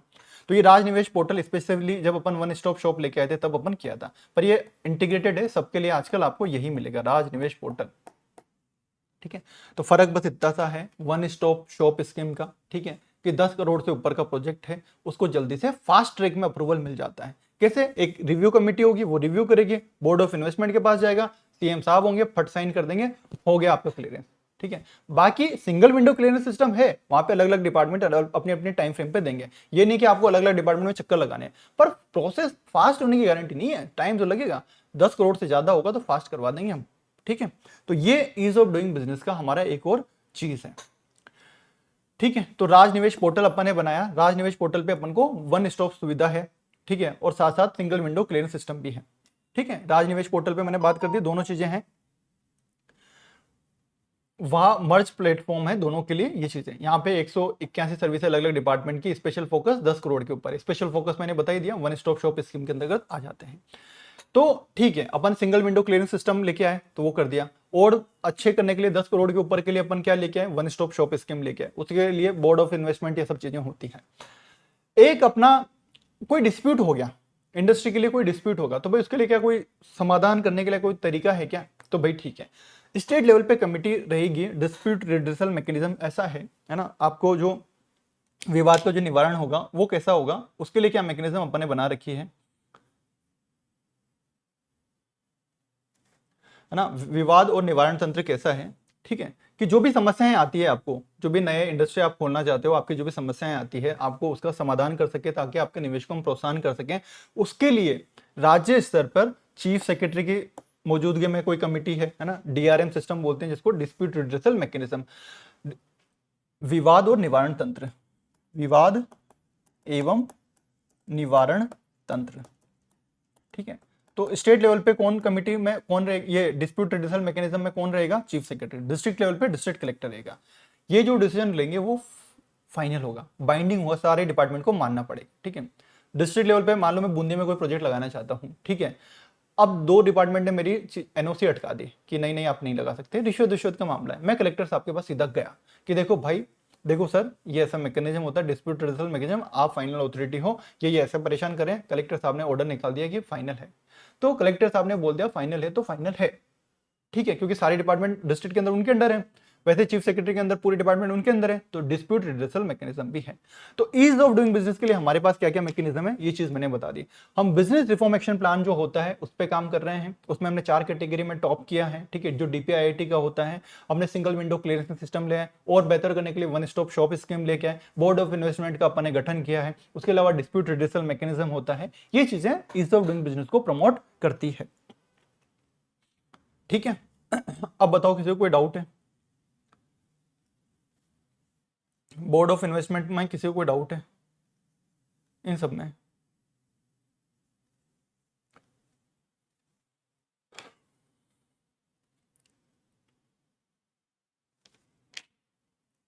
कोई डाउट किसी को?